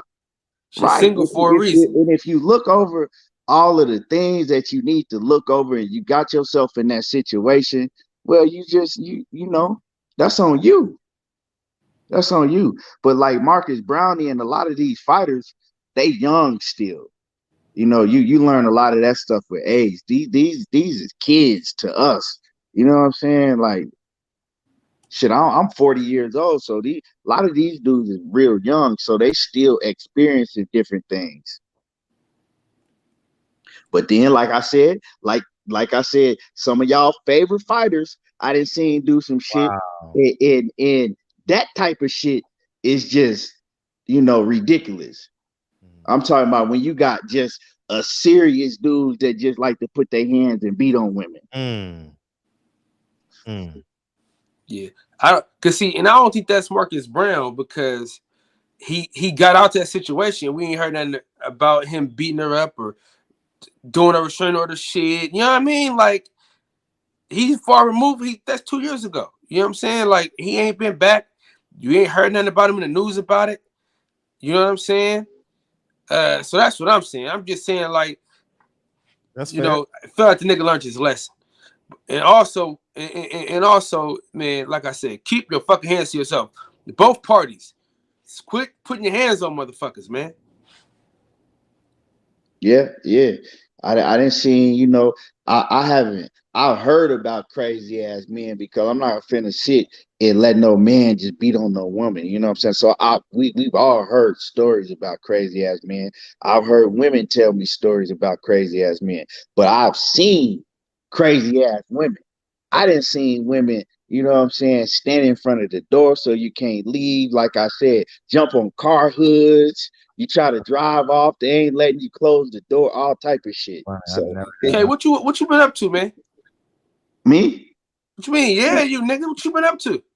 I've been doing remodeling this house. I just Nah, I nigga, just I'm got talking about done. you got bitches on your hood and No, I'm you not. dragging bitches in your I'm car just and talking shit. about. What's going on over there? Nah. I'm talking about stuff that I've seen. Now I didn't have when younger. I mean, if you didn't dealt with a lot of women, you've dealt with some crazy ass women. I dealt with some crazy ass women, you know, in my younger life.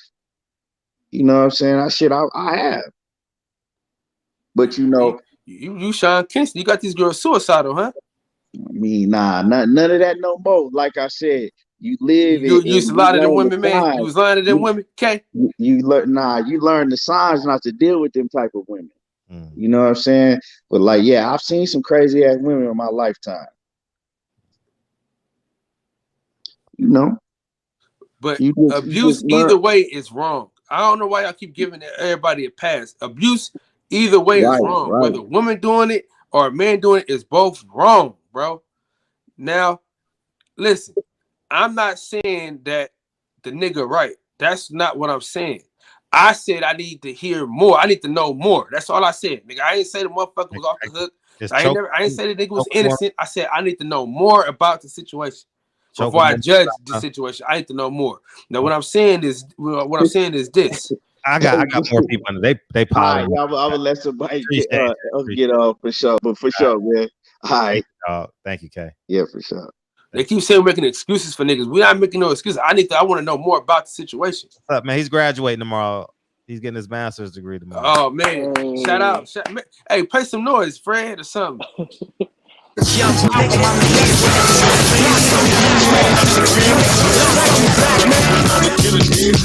Play them all. All right. Quite an introduction. I appreciate it. Thank you, Fred. No problem. You know, to be honest, this sounds like Marcus Brown just got some demons. Like just straight up, he just has some demons that he needs to take care of before he, puts himself in another relationship or what have you. Kyle, I understand where you're coming from, but the fact of the matter is that this is 4 times. Like it's one okay. If it's one thing if it were just like 1 or 2 times, but this is 4 times. So there's obviously there's just a lot that he internally isn't getting, and so this woman who's crazy who called the police on you, all right, the first time, okay, if that's gonna happen the first time, I'm not coming back there. No, but this happens 3 other times to the fourth, and then he still goes over there and he's still nah, man. Like there has to be some amount of emotional maturity, because that's what it just comes down to. If you're emotionally mature, you're not going to your significant other is going to drive you crazy. Like I don't think anybody can say that, oh yeah, you have a perfect relationship. That's not ever going to happen. But at the same time, it's like, man, you're a boxer. You know what I'm saying? You're a professional boxer. I don't care who you with. You're not supposed to put yourself in a situation to beat on another woman, to beat on anybody outside of your opponent. You get what I'm saying? So I understand where you're coming from, Kyle, about like you want more context. 100% get it. But I honestly don't need any more context. In my opinion, because if after the fourth time, I mean, a restraining order, man, come on. You can't go against the restraining order. Go over there, even if things are okay between you two, then you have to go back to the courts to get that all settled out. Because if police happen to be around, guess what? Now that's your ass, and now it makes it look worse than it potentially it could have been. I don't know if that made any sense, but just in general, like it to me, I don't need to know any more than like, okay, you should have learned your lesson the first time. Stay away from this woman. If you got kids with this woman, obviously, I think he has kids with this woman, so you have to obviously deal with that. The point, what you said, Fred, about getting the kid at like in front of the police station or something like that, that probably would be the. Sorry, y'all. I wasn't sure whether they're paging me or not, but yeah, I think those are my thoughts. If you have anything to say to that. How? Yeah, I mean, I understand your sentiment, but you ever you might like this is what I'll say. You may have been taught different things, right? I got you. Yeah. You probably been taught how to go through a breakup, right? Yeah. Right. He probably haven't. He's probably just emotional. And this is like the more we talk about it, he's just probably emotional, insecure guy that was in love with this woman. You know what I'm saying? And he didn't know how to handle himself. But I mean, to say he can't change is not fair. That's the part that I'm talking about. Him not being able to be, you know what I mean? Like that's fair. Let's get him nigga a chance to change. You know what I'm saying? He ain't done shit in 2 years. You know what I mean? Hey. Okay. No, I mean that's fair. I mean, I think everybody deserves another chance, a second chance, or what have you. I mean, we ain't, because listen, man, ain't nobody out here walking on water. That's true. Yeah, but we're not. You can't compare no one ain't walking on water to compare being 4 times. Like you got. But listen, Fred, you got the court documents, right? I don't feel like going through them. It's late in the show, but yeah, man. Because I wanted to see, like, because they said 4 times, right? But I want to know did he put his hands on her in them other times? He choked her on the third time, so which means bro. the first two didn't help. The first 2 times didn't help. So I mean, he's a wealthy athlete, you know, comparatively speaking to people like us who work every day, you know. So he had a lawyer. The lawyer did well, and he's gotten away with it. So this is a gateway situation. What's going to happen to him when he can't afford that lawyer, or he gets angry again, or you know, like I just at the end of the day, I hope that it works out for everybody involved, you know. And I think these are important conversations for mostly men to have. There's mostly men in here, and I have no qualms with Marcus Browne. I don't. If I ever see him, I'm going to tell him the same energy. Like I have my issues with you because you have 4 domestic violence charges, and I've never had like I've never even come close. Like, as weird as this may sound to some of y'all, I've never come close to hitting a woman. I don't even argue with women. As weird as this may sound, I don't argue with women. Don't. You respect my masculinity. There's a line I won't. There's a line I won't cross, and there's a line you can't cross. And I have those boundaries with damn near every woman in my life, including my mother. I don't come close. I've never come close. Never come close in my life. In my adult life, I can't remember my childhood, but in my adult life, no. It's similar. Yeah. I mean, culturally speaking, like my family's Nigerian, from Nigeria, so like we're taught very early. It's like, hey, you know, you're just me being the firstborn to just like you have a responsibility to show a good example to your siblings, and that was like put on me like literally at 5 like 5 years old. It's not a like something I should take lightly. It was a big responsibility. So understanding that is like I have to, you know, try my best to be the best version of myself in front of my siblings, and not do that.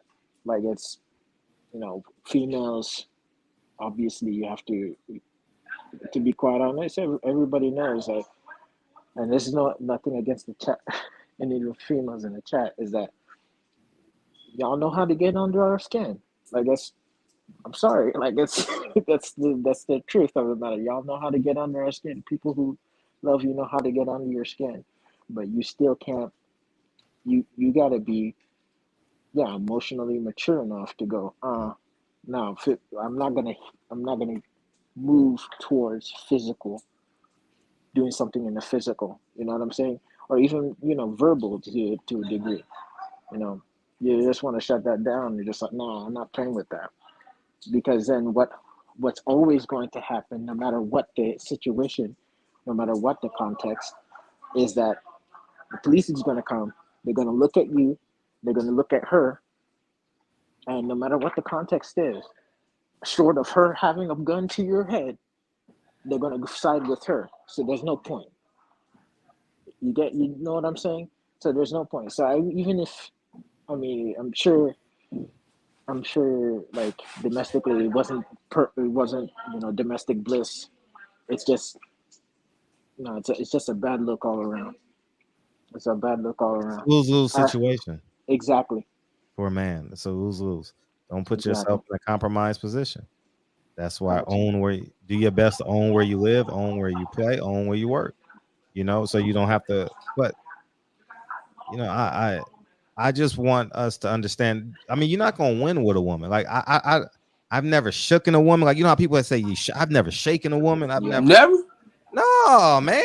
Like, I'm telling you, man. Like, there's a line I won't cross. I'll walk away. Like, I'm not prideful like that. Like, I got to get the last word in or debate.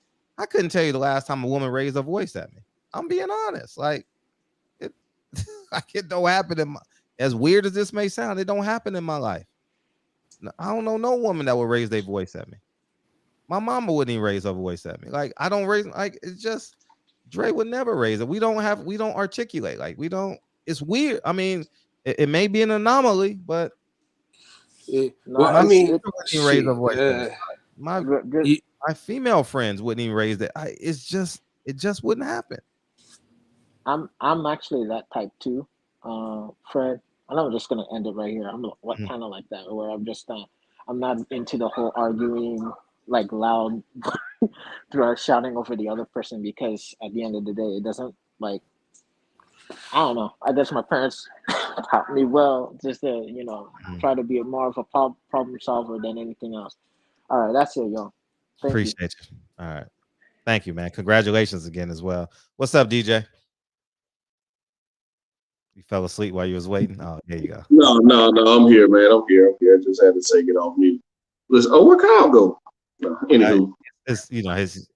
He'll come back. He'll jump back on. Yeah, he got that great value internet. I keep trying to tell him. He back. The point I think a lot of people keep missing, and Village Brother said it, is this shit happened 4 times, right? Once, understandable. Shit got hot, heat of the moment.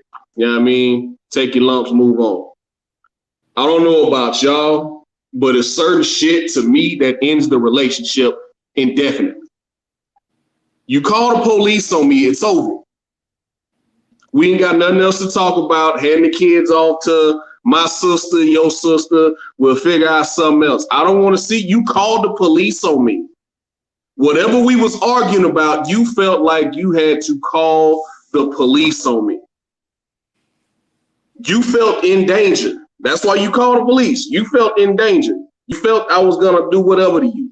So once you call the police on me, once once a girl pull a knife on you, pull a gun out on you, any type of shit like that, where it's got to get to that level of violence, and the police got to be called, the shit is over. It's not going to happen 3 more times.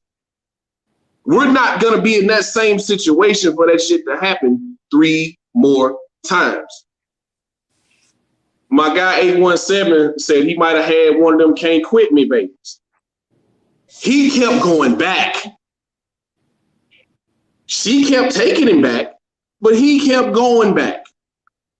If it was like that, once I separate from you, there's nothing that's going to get me to go back to you. I'm going to call my sister or my cousin. Hey, can you go get my kids? I can't go over there to her. Remember what happened last time? She sent me to fucking jail.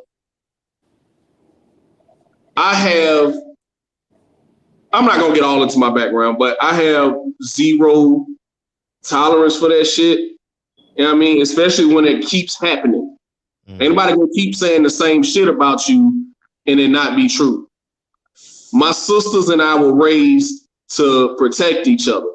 Now, I've had to knock a bitch out for my sister before when they tried to jump her. Yeah. But there's nothing my wife, who I watched push out 2 of my kids, there's nothing she can ever say to me to make me punch her or choke her, punch her in the face or choke her. There's nothing she can ever say to me that'll get it to that point. Nothing. I'll leave and we'll figure out what to do with the kids. Because if you're willing to go to that point, if you're willing to stoop that low to win an argument, you don't respect me. You feel that comfortable to say that to me. I talk to people like that in the street who I don't know, who I don't sleep with, who I don't pay their bills. If you're willing to go that low, and I don't know them enough to respect it, if you're willing to go that low with me, you don't respect me. And we can't do this. Where there's no respect and trust, there is no relationship. I just can't do it, man. I can't do it. I wouldn't have been in that situation. Once she called the police on me once, there's nothing else to talk about besides how we're going to figure out what to do with our kids. And there's nothing she could ever say to me to make me want to put my hands on her, because I watched her push out 2 of my kids. Like, we're fathers. Well, I'm pretty sure everybody who's a father in this chat and listening to this show was probably there during the delivery. You've seen what they go through. There's nothing a woman who pushes out my kids can ever say to me to make me want to hit her. Now I get it. Everybody keep your hands to yourself. That's how I'm raising my daughters. Keep your hands to yourself. Don't touch him. This little boy was picking on my daughter at school. She punched him in the face and broke his nose. That a girl. Now, see, where she got in trouble is she started fucking with him first. Keep your hands to yourself. Because my daughter's 5'5" and 108 pounds at 8 years old. She's bigger than the rest of the kids. So she broke his nose. And I had to talk to his mama about that. We had to figure out some shit. But I tell you one thing, he won't fuck with her no more. That's definitely for sure. Listen, DJ. They moved to a completely different classroom, man. But anyway, I'm not gonna, like I said, I'm not gonna get too deep off into it. But hey, listen. They even changed our classes. Me and Stephanie was in the same class in the next 2 days. And Kyle, to your situation, there was a girl who used to fuck with me. I found out later she liked me. That's why she used to fuck with me like that. But I had 2 cousins. One of my sisters beat the dog shit out that bitch. Yeah, I ain't had no girl cousins. I ain't ever had to worry about no girl hitting me, none of that shit, because I had too many girl cousins. I had 3 sisters. I ain't ever had to worry about that type of shit. See, but that's what I'm saying though. I didn't have no sisters. I had 2 cousins. They live 3-4 hours away. You know what I'm saying? So that's what I'm saying. Shit, everything is different. So that's what I'm saying. We gotta just understand that part. Now, the nigga ain't right. You know what I'm saying? I'm not saying the nigga right. I'm just saying, when do we say, all right, I forget a nigga? You know what I'm saying? All right, I can get a nigga past now. It's been 2 years. He ain't done shit. You went back 3 more times. And like, yeah, I mean, listen, man. Listen. I think it was Billy's brother. We all been stuck on stupid and glued to dumb for a female. We all listen. We all okay. Fred, you an outlier. Fred is the outlier. Fred ain't never been in love with a bitch that didn't belong to him. Listen, we all fell in love with a bitch that didn't belong to us. That's a fact. Well, I speak for my goddamn self. You know what I'm saying? I done fell in love with a bitch, you know what I'm saying, that I had no business being in love with. And that shit hurt. It hurt like a motherfucker. You know what I'm saying? Did I want to beat her up? You damn right. But did I? Hell no. But what I'm saying is, niggas, everybody handles heartbreak differently. You know what I'm saying? He probably gave the bitch everything he had. And she dogged it. She probably could have just had a nigga in the house, you know, and the nigga, she just left the house. He walked up, nigga just left after they just made up. You know, it's just a whole lot of shit. I'm saying, nigga's emotional. He was soft. But what I'm saying is, it's been 2 years. Niggas soft. Niggas soft and throw tantrums. But it's been 2 years though. Tantrums like fucking kids, man. And Presidential Mike, you keep saying that everybody's speaking from the age that they are now. I was 21 and had that fucking sense. Once a bitch try to cut me, stab me, call the police on me, the shit is over. It's over. You make it's over. The judge broke us up. It's over. Hey, I'm gonna tell you this though, DJ. I done had some coochie that I had to go back to. Oh shit!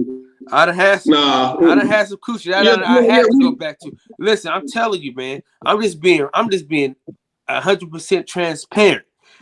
You know what I'm saying? It was I had some coochie that I went back to that I had no business going back to. A lot of dudes get whipped like that, man. But it gets to a point to where it ain't worth it. Cause you're gonna get me locked up. You're gonna get me locked up. And you're gonna be getting it took him 4 times to realize that. Man, some dudes ain't got the sense God gave a goat. No, hey, listen. That could be true. But when do we say, all right, cool, let's forget a nigga. You know what I'm saying? Because I'm saying the Sergei Kovalev shit. I mean, they crucified Marcus Browne. That Sergei Kovalev shit was way worse. Just like I hope, what's his name, man? The football player from Seattle, the white dude from Seattle who beat up his girlfriend. I hope they bending that motherfucker over right now. I hope they bending him over. I hope somebody got their hands on him and he got the dog shit brutally beaten out of him like what's gonna happen to Marcus Browne tomorrow. Besides everything else, he fighting the Terminator. You understand that, right? Have you seen Artur Beterbiev? Have you seen him fight? My man's the Terminator, dog. No matter how. But listen, he ain't fought nobody on Marcus Browne level, man. Marcus Browne, man, listen, dog. Listen. He finna fuck Marcus Browne up, man. We got wings on it, nigga. Yeah. I told you, man, he finna fuck him up, dog. It ain't just gonna be a knockout. We got wings on it, nigga. We got wings on it. I'd have been known to take wings from a nigga named DJ any fucking way. That's cool. That's cool. That's cool. That's cool. It's all right. It's a new day. But yeah, man, I ain't gonna hold you too long. I just want to say that, dog. Ain't nothing my wife will ever say to me, dog, to make me want to put my hands on. But yeah, man, I'm out of here. Y'all have a good one, man. DJ, that's because you solid. That's because you securing your manhood. Most niggas ain't. And I'm gonna tell you this. Yeah, most niggas is kids. Most niggas is kids. You right. I'm just keeping it a buck, and I'm gonna tell you this, and I'm gonna say this, Fred. We can exclude you out the way. That nigga probably fell in love late. You know what I'm saying? And that was probably the first time that nigga really was in love, and he didn't know what to do. You know what I mean? And that shit happens. Man, Kyle, that nigga tender dick, man. I'm out of here, dog. Hey, he a tender dick ass nigga, but I'm just saying, shit, nigga soft. We know that. Appreciate you. Thank you, DJ. I'll say that I'll share this story with you guys. I don't know which came first. Let's see. No, this came first. 1996, my first year at Whittier College. In college, you have two people to a dorm room, right? And I was smashing this girl. And at night, because you don't want people to know you smashing, you know what I mean? So you leave the door open, right? But she had a roommate. And maybe it comes from this situation. That's why I'm sharing it with you. I don't know. I have no idea why I haven't had no incidents with women ever in my life. But this I was 1996, so I was 19. I used to go in her room and just walk in and jump in her bed, smash her, and go back to we all lived on a third floor at Stauffer and Whittier College. And then about the 5th or 10th time, I don't know when it was, I get a call from the dean. And the dean, Dave Leonard, I'll never forget. He went to University of Syracuse. And I can see I can literally see his office with all the degrees on it right now. And he says, you were did you try and rape this girl? I says, what?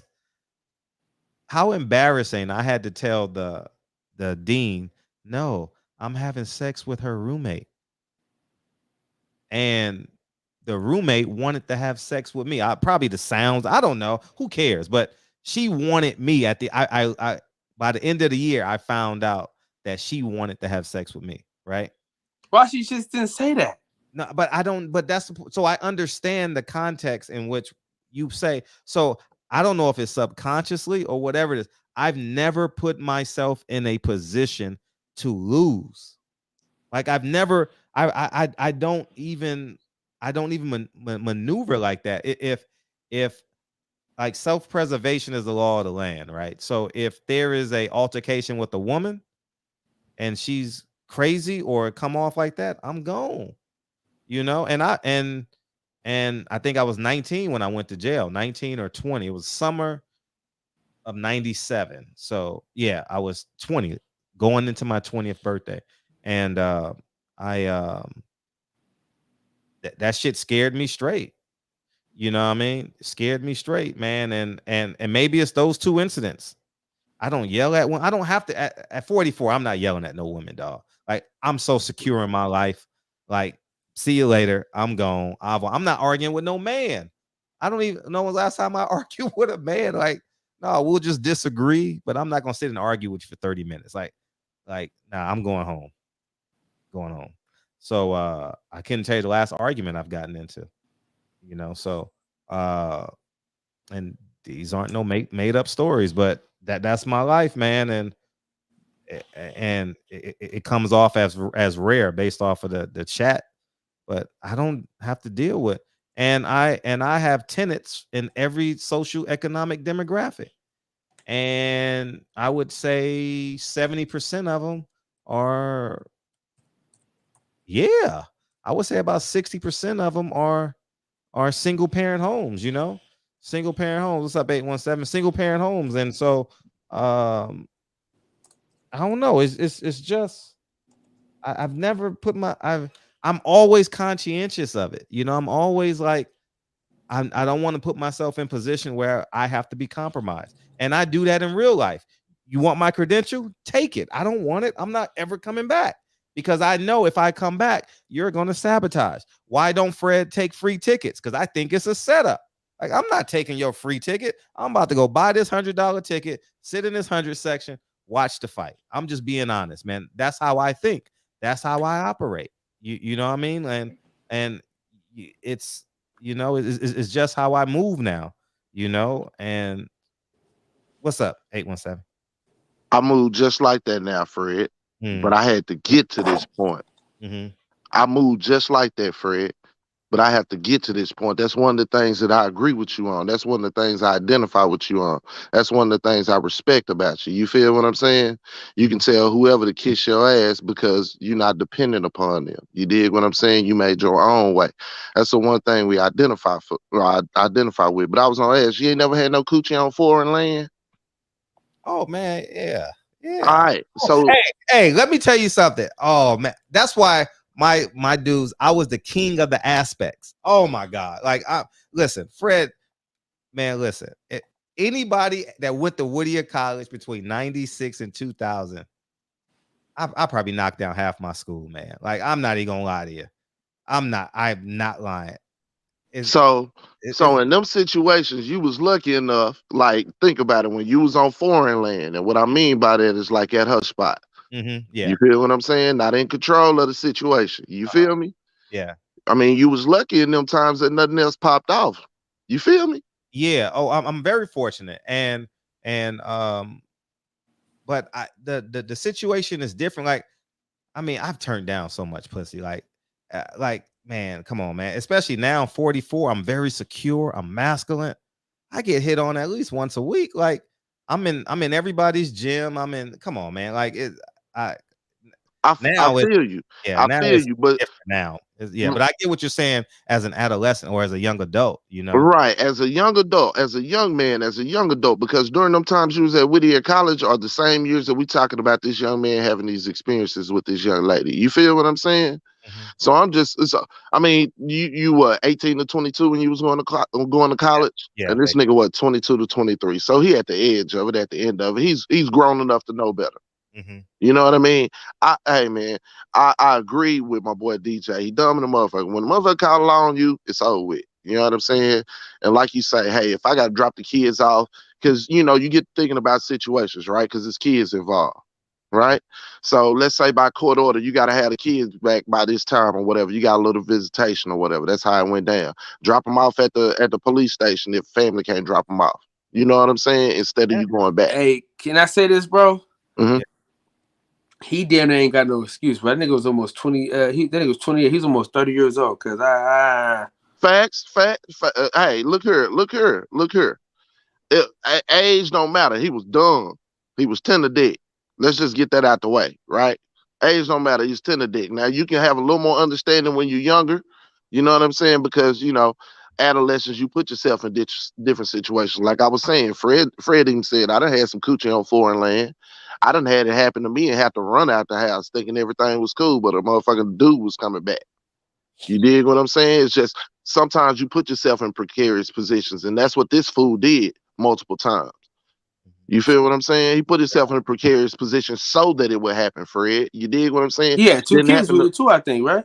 right. Yeah. That's what I'm saying. So, I mean, he had 2 kids with her. You go back twice after the law's been called on you. You know what I'm saying? You're constantly making bad decisions. You made a bad one after having a baby with her the first time because y'all just didn't start arguing after that second baby that one time. This And she knows the buttons to push, and she knows you. Like she knows, like how to set you off. Facts. You know what I'm saying? And that's my sentiment. No, bro. but here's the catch. Not only does she knows how to set you off, you have enough experience because you've been caught once, maybe twice. The law is on her side. But you've been arguing with this woman for longer than that. You know what I'm saying? Back and forth, Fred. So so this is a culture that has become, or an environment that has become normal to you. You feel what I'm saying? Having back and forth with this lady. Now the people that call the law on your ass next door, that's not normal. That's not how they communicate. See, they had a motherfucker like you and your wife that stayed next door. Damn, listen to how they communicating to each other. Something going on. The first 2 times wasn't nothing going on. You feel what I'm saying? Wasn't nothing going on enough for enough for. Well, I ain't gonna say wasn't nothing going on because motherfucker kicked the door. Kicked the door with it. So again, it's just ignorant, bro. Just ignorant and tender dick. That's all you can say. You did. But I'm not gonna label this man a woman beater, like, you know what I'm saying, like some shit that I done seen. I done seen some eyes blacked and all that, and I'm like you, Fred. Hey, you know, if it don't stop now, it'll get to this point.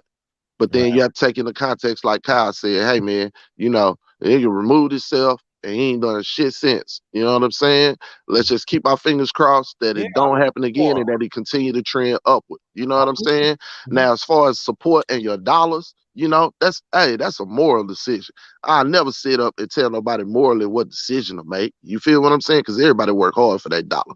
I get it, you know. But it's just context. And one more thing, you know, DJ say, you know what I'm saying, ain't nothing my woman can make or say to me to make me want to put my hands on her. Say, man, if Cookie would have slapped the shit out of Magic Johnson when he told her he had that shit, I wouldn't have been mad at her. You know what I'm saying, bro? Say, man, motherfucker can come home. You can come home from the doctor, find out you got genital herpes and your old lady in the house fucking somebody. You know what I'm saying? It's all kinds of situations, man. Don't never say what you won't do. Don't never say that. And listen, what if she would have told the nigga, "This why the baby ain't yours"? I was thinking that too. He talking about them 2 kids. He talking about them 2 kids. Fuck around and find out them 2 kids ain't yours. Yeah, but you also understand, you know who you're dealing with. You got to know your opponent. Right, but I'm saying though, you hear how DJ talked about his opponent? You feel what I'm saying? You hear how he talked about his wife? He talked about his wife glowingly, and I'm not saying that the woman ain't earned it, bro. I'm not saying that the woman ain't earned it. I'm just saying it's other brothers out there that felt the very same way and talked themselves in the midst of some shit. There's always an extreme situation, so just be careful of saying what you won't do. That's all I'm saying. I'm gonna tell you a story real quick, and I'm gonna record Lincoln tomorrow, so watch my stories. You know what Lincoln thought 7-Eleven was? He thought it was a restaurant. You know why Lincoln thought it was a restaurant? Lincoln thought it was a restaurant because I've never taken him. Reason why I've never taken him is because it's a 24-hour store. What happens at a 24-hour store? You get everything pushing it. I don't put myself in positions where it got to be me or you. When I go to the gas station, the woman my mom don't go to the gas station with me. I take her car. She's the only one with a gas car. I take her car. I go to the gas station. I fill up the gas tank and I come back. I don't put people in compromised position where it got to be me or you. That's just how my brain works. I don't move like, oh, okay, we're going to take this chance. I ain't taking that chance. If that club got shot up last week and get shot up this week, we going somewhere else. If I'm not, I'm just different like that. Like, hey, you're an outlier. I don't know. You can have all the herpes. You can have all the AIDS. Man, listen, I'm gone. I'm going to deal with that pain at my best friend's house. You understand what I'm saying? Like that's just who I am, you know. And hey, I ain't gonna lie. I done had some toxic before and had to get away from it. I done had a motherfucker stand in front of the door and not let me go. I done had a motherfucker grab a knife and tell me she was gonna stab me. And I told her, say, if you take 2 steps towards me, you're gonna regret it, and was blocking off the door. The motherfucker dropped the knife and called 911 and told him I threatened her. Yeah. Yeah, Say, and some kids saved me. Some kids that was there saved me. And this wasn't even a woman I was fucking with. The woman I was fucking with had left and went to the store, bro. I was asleep. I understand. I'm partly fortunate too. Like I'm not gonna sit and say like I'm just this perfect man. That's not what I'm articulating, y'all. Yeah, some luck, some fortunate, some things, but I just you control your situation too. Hey, that's facts. You know what I'm saying? Like they tell you always, hey man, I always try to make sure I back in anywhere I go. You know what I'm saying? Like I want to be able to see what's going around me. I never sit with my back towards the door when I'm in a restaurant. Never. You know, manly things. You never let your lady never gets out and goes into any store. You know what I mean? You keep her where you can see her in the car if those situations have to go down. You dig? I never let my lady go into the grocery store by herself. We go I in don't let my together. woman pump gas, man. I seen My niggas let woman their never woman pump gas while they stay in the car. Facts. But you'll see a lot of these young ladies getting out of the car with the dude in the passenger seat and they pumping gas running in the store while he on the phone. Yeah, I understand. And 2 or 3, whatever number I'm on, because I stay dangerous. I don't want to put the other person in position. Like I told you guys a story. I was at the 7-Eleven and I saw 2 dudes pull up with some red, whatever it is. I was in Inglewood. Inglewood is a blood city, in case no one want to know. I saw 2 people pull up, 2 kids pull. I was at the 7-Eleven on Manchester and right by Inglewood High School. Okay. I had stopped there. I was going to go pick Lincoln up from school. And I had stopped there. I was thirsty, man. I wanted a Gatorade. And I saw these 2 guys not pull up. They walked in, they turned the corner, and so I know they're from the neighborhood and they colors. I just pulled off. And I have every right to go into that 7-Eleven and get what I need. But I'm in $100,000 car. I don't know where they come from. I'll just catch it. I'll just go to another store. You know, because I know it's got to be them or me. You understand what I'm saying? Or it's going to be 2 funerals. You get what I'm saying? Like, and so I say, you know, as opposed to me putting myself in position in the thought of it happening, I don't do it. It's like I have my Honda. Y'all laughed at me last time. When I in my Honda at nighttime, I don't drive down King Boulevard. I get off the 10 freeway at Crenshaw and come straight up. Makes sense. Because I just don't want to put myself in that. I remember some of y'all was laughing at me in the chat that night. I just don't want to put there's a police station on King Boulevard in Dinker, right? Martin Luther King is a great street because it merges and it cuts my drive time by at least 5 minutes, right? And if I'm in my Honda, I won't do it. If I'm in my Tesla, I'll drive down King Boulevard, but I won't do it in my Honda because I don't want them saying, "Oh man, you look like a whoever." You know, you on probation, you know, so maybe I'm too cautious. You know, they're going to profile you in the Honda. Profile me. They'll profile They're not me. going to profile you in the Tesla. They're going to let you go. They figure you about business. Yeah. Hey, look, I live in the colony, Fred. I mean, I know it's different, but here in Texas, I live in the colony. I'm from Fort Worth. You know what I'm saying? Born and raised in Fort Worth. Right. But I've moved out to Dallas, and then I've moved out to the colony, which is like 5-10 minutes away from Frisco. Like I can see the star. If I jump on the freeway, like Nebraska Furniture Mart is like right across from where I live. It's a it's a you know, a nicer area. You dig? Right. One of the Dallas Cowboys got pulled over here not too long ago, right on the side of the freeway, 121. You know why he got profiled? Because he was riding the side of the expressway at 3:00 in the morning. Hey, they put that expressway there for a reason. You know what I'm saying? They want your money. And by you trying to save a buck, you put yourself in the target zone. You know what I'm saying? So I'll ride the tollway. If I'm moving around late, which most of the time I am, I'm on the tollway, bro. where all the other paying customers, where the $100,000 Tesla is and everything else. My car, nice 50 grand, that's cool. But I'm on there with a $100,000 Tesla, and I'm gonna pay that toll because I'm not gonna take that chance. You know what I'm saying? I know the lay of the land, so I respect it. I know exactly what you're talking about, and it's the same way when I go to the hood. It's the same way. I know not to go on Tucker and be hanging out too long. I don't fuck around. Right. Go over to my mama's house. If I gotta go to the store, I'm gonna stop at the store outside the hood. As if I gotta go to the store in the hood, I'm gonna be amongst hood shit. And ain't no telling what might go down. So I'll tell you guys another story.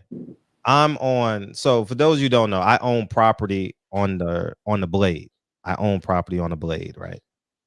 And a girl, it's a cop across the street going in opposite direction. I'm coming on to Figueroa, right? A girl knocks on my passengers. I'm like, oh shit. They just bold and shit. They just bold. Knocking on them. I'm like, no, what the hell?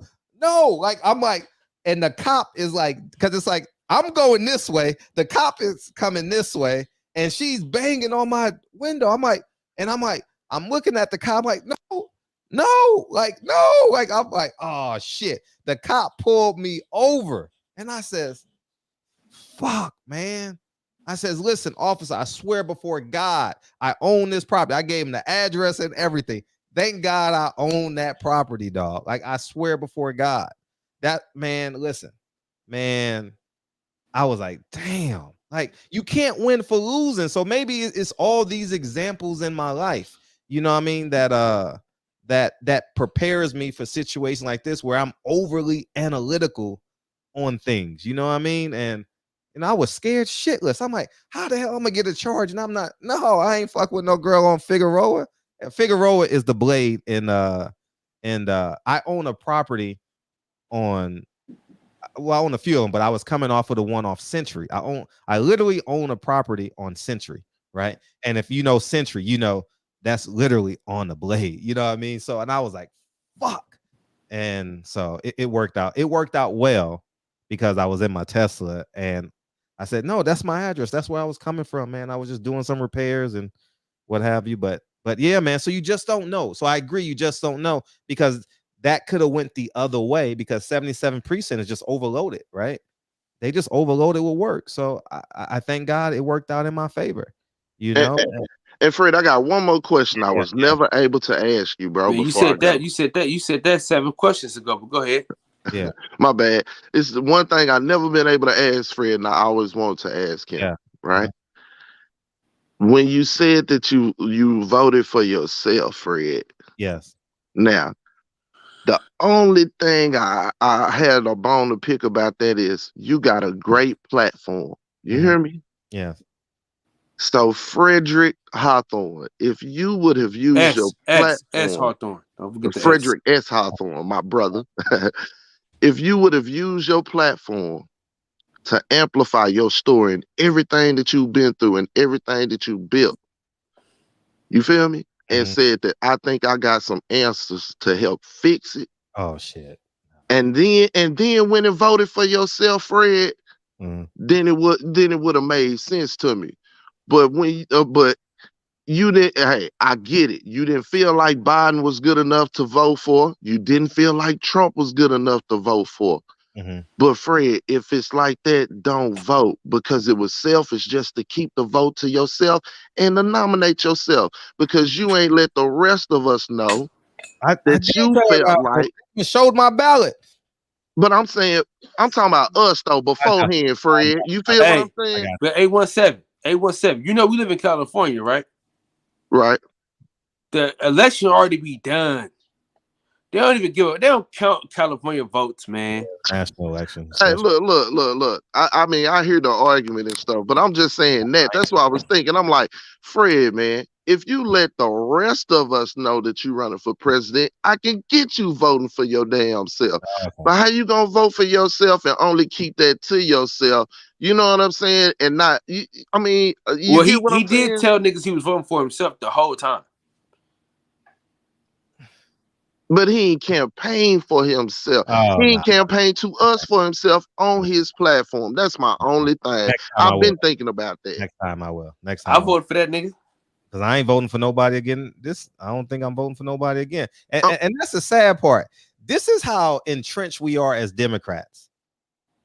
I show my ballot one day I said, look, I'm voting for myself. Look, I wrote my name in. You see it? I circled the dot and I voted my name in. Don't you know the chat still said I voted for Trump? Can you believe that? I'm like, I showed you my ballot. Like, see my name? You see? Like, this is me. Man, you can't. I couldn't have won for losing anyway. I hear that. I mean, they because said they if felt you like didn't a vote vote. for Biden, you voted for Trump. That's Right. And he ain't vote for either. You know what I'm saying? I got that. I dug that. He ain't vote for either. You know what I'm saying? I just feel like if you're gonna vote for yourself, say, man, go ahead and campaign the right way. You know what I'm saying? Because honestly, as fucked up as it may seem, as funny as it may seem to people out in the chat, me saying this or whatever, this brother might have had some answers. This brother might have been able to do some shit that we've been expecting for others to do. You feel what I'm saying? Right. So that's all. So next time, Fred, campaign, brother. Facts. It's all love, man. Hey, we all learned something tonight. You know what I'm saying? Don't be tender dick. Yeah. And don't be tender dick. And it ain't no reason to put your hands on a woman, man. Appreciate you. Yeah. For respect. Sure. All the time. Thank you, dog. And I'm gonna tell you what I learned from that experience. And you can ask PPD on this. I go down I don't take Fig. I don't drive down that street no more. Nothing. I take 98. If you guys are familiar with LA, 98th is like a throughway, right? I go down 98th now. I ain't taking no zigzags, no nothing down 98. I think me and Jarvis had this conversation. I take 98th. I'll whip around for 2 blocks on Fig to get the Century. Boom, and I'm gone. But I ain't because it's on this side of the street. It's on the west side of the street. So, but it's just we got Picasso and then we got everything boxed and we getting out of here. What's up, Picasso? Hey, I had a lot of stuff, but I'm gonna try to make it quick. Okay. I wanted to ask you, like say you're in that neighborhood and you see where it's bad, you can go places and get caught up. If you're with a woman and you know that she's a crazy woman, of course, that's the clue to leave, right? But if you're in that bad neighborhood and that clue to leave, you still stayed, right?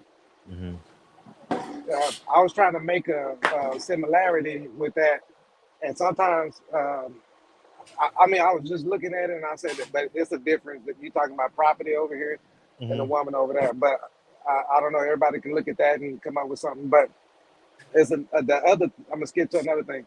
The other thing is when you're in the hood, I've been raised in the hood like I was, projects and so on.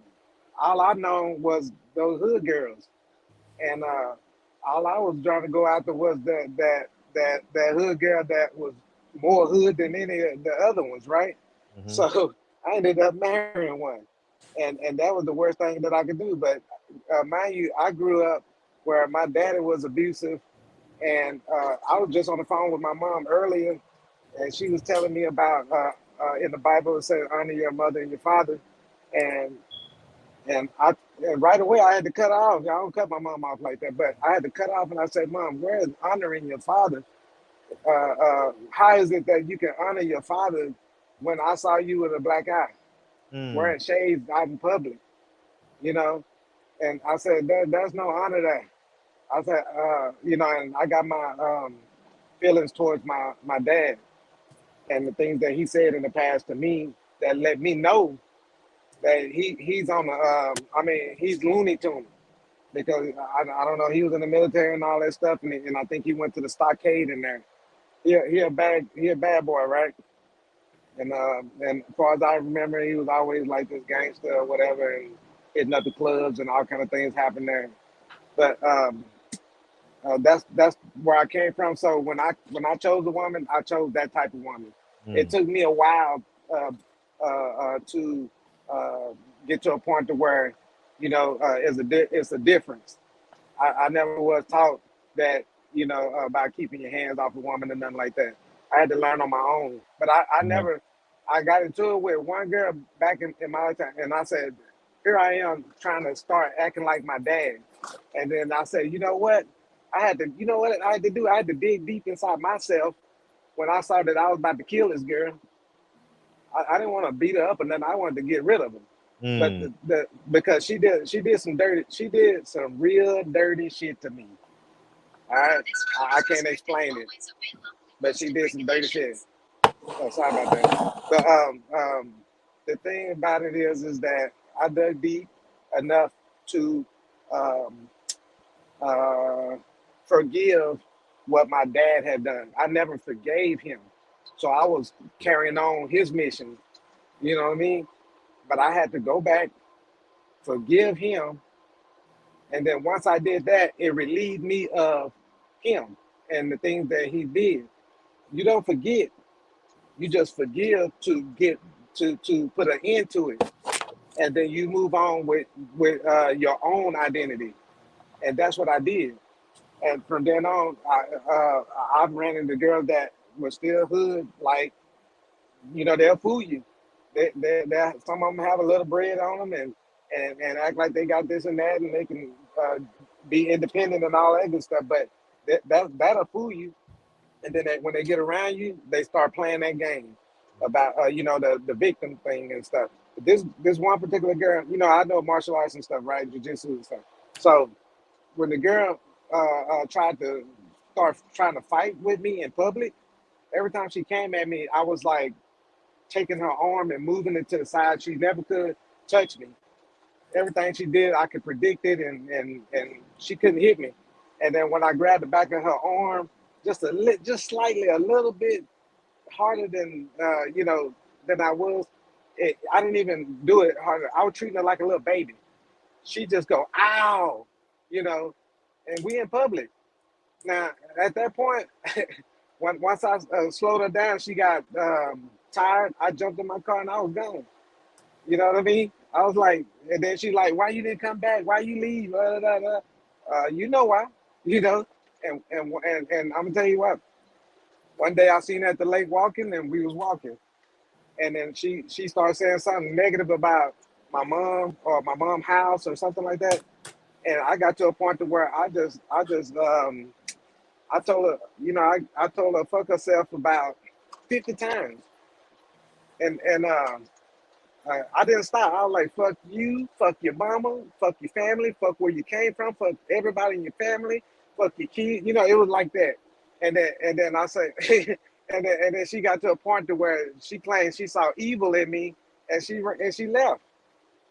You see what I'm saying? So they can bring the best out of you if they know you and they know you that they can touch on certain things. She went out to my mom, or if she go after my dead brother or something like that, right? Then they know they trying to get you triggered, but they're testing you to see do you love them, and that's the way that they go about it, and it's the wrong way. But that's all I had. I appreciate you. I appreciate the story for sure. Yeah, I appreciate your platform and everything.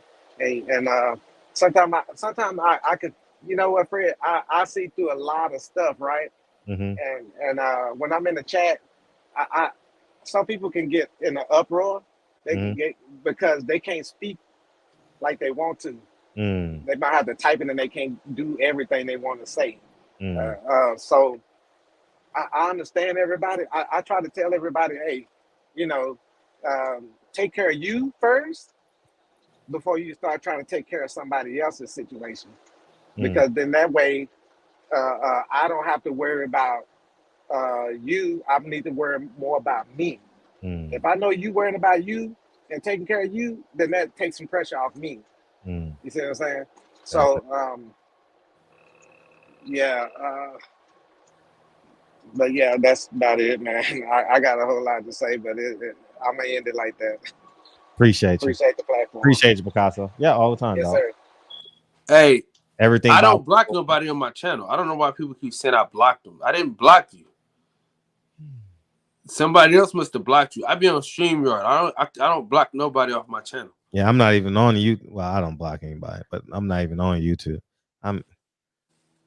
Oak Park and then Danny Drew. I didn't block y'all. Somebody in the chat probably blocked y'all. Oh, but that's only like for 1 minute though. 2 minutes, right? He said his comments don't show up on my channel. Oh well. Yeah. Good show, Kyle. Man, Kyle's show, about yeah, it's a good conversation to have, man. And I don't want nobody to get domestic violence, man. I'm gonna raise my daughter not to ever raise it. You can't fight it. You're estrogen driven. A man got testosterone. I'm not even I only want to put you in that position, you know. So I'm just cool. Max is the last caller. Max is the last going. Yeah, that's it, and we out of here. What's up, Max? Yo, what's good, man? First and foremost, I hope Marcus Browne gets his fucking ass whipped this weekend. So I'm just gonna throw that out there. You know what I mean? Like, I mean, I really like your platform because I'm seeing like different walks of life. I know people come from different environments, different states, different regions, different cultures. You feel me? So I understand kind of what everyone's saying. You know, I definitely commend you for never being in those situations because I know I have. So when Kyle talking about what y'all got, I've been around a couple crazy bitches in my life. I've never, but it's not my fault. It's yours. So go ahead. You know, but you know, from younger age to then, but you know, Fred got selective memory, man. Don't worry about Fred. Hey, you smart though, because if it ever did happen, don't admit it. You know? But I mean, but the 4 times in 18 months is kind of crazy, man. Like that's kind of crazy. And the details of the stuff I read was you know, like him dropping his kid off and barging his way inside the house and some more shit. So he was doing shit in front of his kid, which he throws more gas on that fire of like, goddamn, man, like. You know, same thing with the whole Zach Stacy shit and all the other shit. I didn't know nothing about Kovalev, so I'm kind of surprised by that one. So I'm kind of glad I beat his ass too. But you know, I don't know, man. This is unfortunately, I think a lot of it too. I mean, I don't know nothing about these guys' backgrounds, but I would say like when you have a whole generation of men that are raised without men, you know, they're taught to be emotional like their mothers. You know what I'm saying?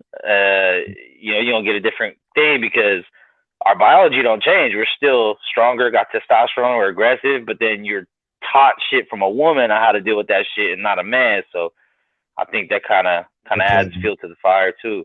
Now, as far as, you know, I can't sit here act like no angel either. I ain't never beat no bitch's ass, nothing like that. But, you know, my daughter was born premature, pound 7 ounces, you know, hanging on to life in the hospital, and I had a bitch say some foul shit, and I Bart Simpsoned her real quick in front of everybody. But my roommate jumped on me real quick, and it didn't turn into nothing more. But I could say in that moment, I definitely didn't think about nothing. I didn't see nothing but red when I heard the shit she said. I can't even repeat because I'll probably go, you know, punch a hole in the wall right now. But so I understand like what other people are saying, like sometimes, but then I understand the other part of like it don't matter, no excuse. You feel me? So. Yeah, I mean, some bitches are real foul, but at the end of the day, us as men, we do got to know, like, hey, just fucking leave, man, because nothing good comes of it. And if you're in a position, it seems like successful men, whether they're rich or otherwise, it seems like they always get at least one situation with a woman saying something, whether it's violence or sexual abuse or some shit like. So as men, you got to know, like, you can't trust anybody, and you got to, like you say, always not put yourself in that situation. Don't, you know what I mean? Like what you was talking about the 7-Eleven thing. I heard you talking about with your son and stuff. And I'm the same way with my kid. Like if I have my kid in the car, man, I avoid so many places in the city, and like we're going home. You know what I mean? That's it. Straight home. Yeah. There's times I'm like, okay, maybe we should grab something to eat. And I'm like, no, not right now. We're going to go home and make a sandwich. Like, so I understand. You're going to get your chicken nuggets from McDonald's. So that's what we're going to do. Yeah. Fuck what you talking about. I ain't going home to cook shit. You're going to eat these fries. Some of these McDonald's, man, shit. Hey, you in the Bay too, so you know some of the McDonald's, not with the kid in the car. Yeah, you know, but you gotta assess every situation, man. You got to look around and some shit, you know. Yeah, most definitely. But at the end of the day, I say, I mean, it sounds kind of fucked up. This sounds fucked up. I'm gonna admit it, but I almost give all them dudes one. I give you one, like yeah, one. that's what I'm saying. You better learn from that one. There better not be two. Like two is too much. Like two is not a mistake no more. So after that one, you should be traumatized enough to know, like, I'm never put myself in this situation again with a female. And because I think we've all been out there, you know. So, but as far as that motherfucker, 4 and 18 months, I hope Beater V knocks him the fuck out through the ropes. Like, man, I'm with you. Well, that ain't gonna happen. So get your money back. And then I hope he ABs and leaves with his girl. You know, but well, you Max, know, that ain't gonna happen. I'm not gonna hold y'all. I'm not gonna hold y'all too much, man. I'll be in the boxing station later tonight, man. Going over the cows too. It's just an important conversation to have when you're around men, and like you said, we got people coming from different backgrounds, you know, and as a matter of fact, my bad, Fred. No, go ahead. No, I was gonna say we could carry on with this conversation on the boxing. So, Fred, you can come on over and we can you know what I mean? Yeah. And I think it's just important that it's beautiful when you can hear people's backstory. Like I come from a single mom, and I can understand like how you have this feminine energy on you and how you have to like rid yourself of it. You know what I mean? And I think it's important that we have male like my grandfather is just is amazing, dog. Like my grandfather was the lick, man. And those summers that I spent with my grandfather and him being a man and driving from New York to Virginia, being a leader, he was the leader of my whole family. You know, those are like, that's priceless testosterone that was in me. Priceless, man. And I can literally see a lot of my grandfather in me, you understand, and how I function and how I move. Like I'm very masculine, like in terms of like how you like how you say like the ABCs of men. I'm not extraordinary at anything, but I'm saying how you see the ABCs of men, like, you know, the bills, the doors, no one's ever opened up my front door but me, you know, and that's the way it's gonna be. Like no one has ever come to my house and me not being here, you know, like no work is done on this house if Fred ain't here. You know, I just can't take that chance. You know, no stranger will ever use my bathroom. Like, no, you're not setting me up. You're not going in the bathroom and closing the door. Like, it's not happening. Like, maybe I'm too cautious. You get what I'm saying? Like, that's just who I am. Like, if a stranger comes to my house and says, "Can I use the bathroom?" I'm like, no, like, no, I'm. Oh, okay. I thought you meant like, no, the homies can use it. I was like, damn, man. I'm like, nah, I'm really a germaphobe. I'll make up something like that. Nah, I'm a germaphobe. Like, I really don't like anybody using my bathroom, you know. But I'm not letting you close that door and you set me up. Like, I'm not doing it. Like, I'm weird like that. Like, and maybe. Did you watch Power today, Fred? I don't watch Power. Oh, okay. That's what happened on Power today. But go ahead. When to Power still on? No, I had watched it earlier with my mother-in-law, and that's the type of shit that happened. I thought Power was over. Nah, Power Book 2. Oh, I don't even know what that is. Yeah. So they killed the police officer, right? Mm-hmm. Together. And it was gonna come back on one of the dudes. Yeah. He didn't put the badge in the other dude's room. Yeah. Yeah, like it's just the ABCs of manhood. I'm not bigger, stronger than most men, you know, but just how I operate within my house, you know. So and it works. So I think I'm like that when I go to restaurants and shit. I gotta be able to sit where I can see the front door and exit. Every time I enter a building, I look for exits. Like, how would I get out of here if anything popped off? Like, man, because I used to work at Applebee's in the city where I'm from. That shit gets shot up, stabbed, brawls, all kinds of shit. So, you know, a lot of incidents. And if the contractor's in my house, I'm here. Like, I'm dead ass serious. Like, I'm here. Like, I'm not. I'm here, you know. They go to lunch, they come back, you know, they're not working 8 hours a day. They salary is set. You know, I'm about to get a pool in the backyard. Ain't no work being done if Fred ain't here. Simple.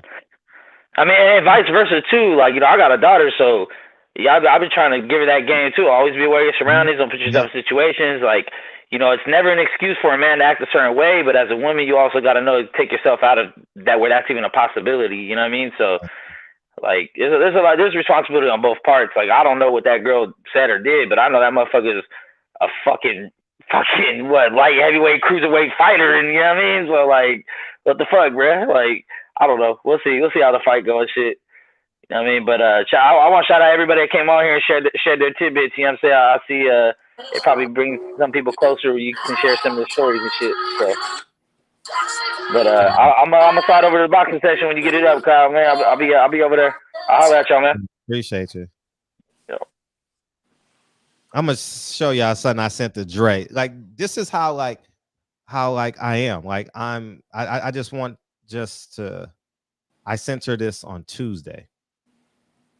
I screenshotted it to earlier to give to her, but this is just me in a nutshell. Is her number on here? No, her number's not on here. All right, cool. I'm gonna share this. I'm not like a hypochondriac at all, but it's just for the environment where I grew up from. It's just where I grew up. Like, what they say, die every day, B. You know what I'm saying? But this is what I text Dre the other day. This is Tuesday at 11:12 at night. This is why I want you to watch everything when you drive home and carry a gun and take different routes every time you come home. And she says, I know I do. And then obviously Lincoln's supposed to wear his Christmas thing. But I don't play. Like, I'm very like much on top of shit when it comes to stuff like that, man. And it's just who I am, man. And I can't change who I am at this point. You know what I mean? I don't, and I just hope that we all live to the point when we're supposed to die. You know what I mean? Like 87, 95, 102. I hope none of our lives are cut short, and whether it's through jail time or whether it's through actual death, man. I just want your son and your daughter and your community needs you. So just put that in perspective, man. I gotta go back and watch that Mickey Bay interview though. Oh man, it's a class. Shout out to Trill Boxing Talk. Great interview. Great interview. I'm glad. Thank you, Tone Browne, for it, because I would have never. Well, I probably would have found out by now because it's circulating through our community. But thank you, Tone Browne, and everyone else that DMs me stuff because I. So why didn't Floyd like you? Enjoy the interview, man, because I would put whatever I say. Won't do it in. As a matter of fact, you should play the interview on your show. Well, I ain't got a relationship with them like that to do that. You ain't got what? No, but they said at the end of the interview, they don't care if you play the interview. They said it at the end of their show. They want you to share it, cut it, whatever you want to do with that interview. You're more than welcome to do. He says at the end of the interview. So go ahead. Okay. Yeah, it's important. That'll be cool. Just fast forward it to like the 10-minute mark. And it's CC's amazing. CC's dope. 78's dope. And Black is dope. So great job. Not a good job. A great job on their part. On the trio. Thank you for correcting me earlier. So yeah, man. Everything Boxing didn't want to come back in. So we out of here. And I appreciate we coming back Sunday strong. And I'm gonna say I have no vendetta against Marcus Browne. I don't know the guy, but I just I just can't root for the guy. Some may say this or that. It happened a year and a half ago. I get it, but I just can't, man. I just can't. And I don't have to forgive him. Like, you know what I mean? Like, my life is just going to go on. And then when I look back in 5 years and he's a productive man in his community, I'm going to give him a round of applause and I'm going to do a video on it. I'll be honest. Remind me in 5 years, guys. I'll be here, and I'll gladly do a video and say Marcus Browne is doing a great job in the community. But in the meantime, between time, you know what I mean? I can't do it yet, and and that's why when men make mistakes and women make mistakes and they learn from their mistakes and become great men and women in their community, it's a beautiful thing, we're not what's the term? Anyways, I can't think of, but that's why Malcolm X's story is so special. Not only did he become a great man, but he became a great man in the community in which he committed the crime. You know, Bumpy Johnson wanted, y'all know the story. Bumpy Johnson wanted Elijah. He would have did it in a heartbeat. In a heartbeat. You know what I mean? But he said, no, I'm not going that route. So amazing. So I love y'all at the end of the day. I genuinely wish that man well and his kids, but you got to eliminate those triggers. Monolithic. Thank you, dog. Thank you, Picasso. Monolithic. We're not monolithic. And that's why this show is beautiful, Kyle, because I definitely can't be Kyle. That's for damn sure. You said what? I definitely can't be you. No, we can't be in that. Listen, my personality I could use a couple pertains to, and I'm not that funny. Me and my wife was watching an interview the other day. She said Fred always says that. It was another word that you always you used though. What's the other one? It's not pertain to. It was digress. I digress. Yes. Digress. That's it. That was the one. Digress. Oh, listen. Yes. We are in the first phase. Okay. Of the serial. I got a name. I got somebody on the artwork right now. And I just talked to Jay Jones today. So this shit is not for play. This shit is for real. And I can't wait to buy a box. I want you to listen. And I want to give it away as gifts. Listen, I'm excited, man. And I'm going to Philly because I'm getting some cover athletes. I ain't doing no fucking playing with these people, man. I ain't doing no playing. Yeah. That's dope. That's dope. Man, I got two of them in mind. Listen, all Master P did the same thing. Hey, Lil Boosie, you want your chips? Lil Boosie, you want chips named after you? Sure. That's the southeast region, right? Mm-hmm. Hey, E40, you want some chips named after you? That's the west region. You know what I mean? Someone down in Texas, you want some chips named after you? Yeah, that's the southwest. Listen, I gotta meet, man. I'll tell you later, man. I can't say it on wax. No, don't say it on wax. But we were, you gonna sell 500 boxes your first day out. So from us, man. Listen to me, dog. If I get who I want to get on this box, well, you better tell Jerron to sign that contract. Here you go. Hey, the quote. That's what I'm trying to get on the box too. That'll be genius. She'll love to do it, and I mean, negotiate to the best of your ability. Yeah. You know what I mean? That'll be dope. She earned it. Carissa Shields a beautiful woman, man. Like, we disagree a lot because I wanted her to win, but I don't speak in comforting metaphors, so I get misinterpreted a lot, and I don't mind. But the same game plan she's doing now is the same game plan I told her 3 years ago before COVID. So because I'm cool with her hair brother. Shout out to Beatty. But yeah, I'm trying to listen. I'm finna go. Listen. When I'm flying this year, I ain't flying to have fun. It's business, man. Listen. I want you to win, and feel free to feel free if I got the contact, you know what I mean? Just let me know. I'm gonna get Gary Russell on the box too, because we got a relationship. Shout out to Fred. yeah. Hopefully, hey, maximize it. And all y'all, you feel free to drop my name. Use your black privilege. Yeah, it's yours. Use that shit, dog. You ready to go? I can't wait to see you Sunday. Ready to go? I want to eat my pistachios and go to the Hey, now listen, nigga. You gonna eat your pistachios over at the boxing session because we're gonna watch this shit together. But in the words of the great philosopher DB, I'll be there. Fred Drop. Yes. Play the song, Fred. I got you. I appreciate y'all coming. I appreciate y'all not leaving, man. Not getting emotional and not leaving, man. I don't hate that young man. I want him to win. But I just feel uncomfortable. I feel uncomfortable rooting for a man that that choked the woman out on the third go around. So. I'll meet y'all over at the boxing section. Thank you, dog. Thank you. Yeah. And the Village Brothers graduating tomorrow, man. So everybody said congratulations tomorrow around 2 o'clock Pacific Standard Time, maybe. I don't know. Just tell them congratulations. Say, congratulations, Village Brothers. Yeah, these shows are People Hernandez, man. Thank you, people. Thank you, Supreme. I don't know him. I appreciate that. I don't. Hey,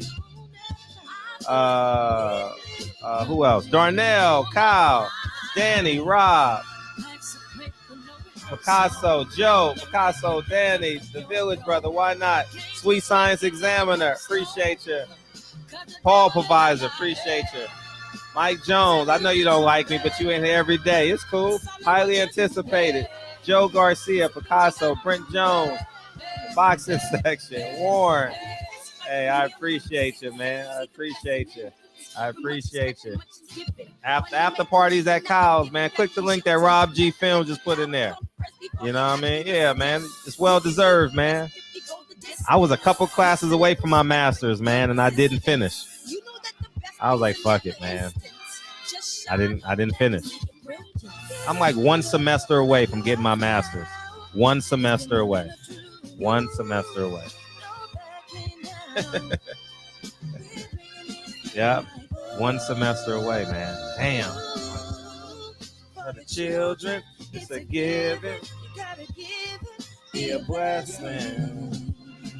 It's my personal statement. Renegade like I'm ancient. Learn to develop patience, determined to be the greatest. Yeah, bobbing and weaving and changing up like a season. Indigenous to the grind, so I do it for all my people. Dabbing against the competition. Back up against the ropes, you fighting for recognition. I'm fighting just to promote equality where we lack it. While cancer slowing our road, I'm confident we'll make it. We focus on common. So you gotta give back, give love.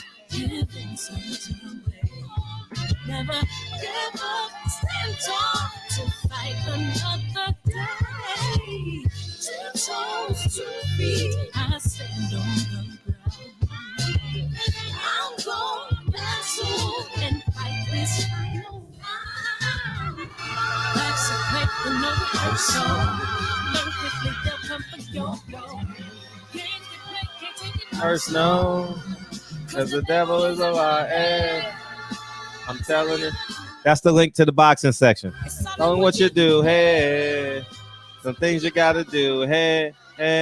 I appreciate y'all. Love y'all. See y'all Sunday, man. We got a lot of boxing to talk about on Sunday, man. I appreciate y'all, man. Enjoy y'all weekend. Enjoy the fights, man. And yeah, man, we going into holiday week. It's Christmas, Kwanzaa, Hanukkah week, right? Love y'all, man. Mayana. I mean, what's Sunday in Spanish? What's Sunday in Spanish? Domingo, right? Domingo. Hasta Domingo.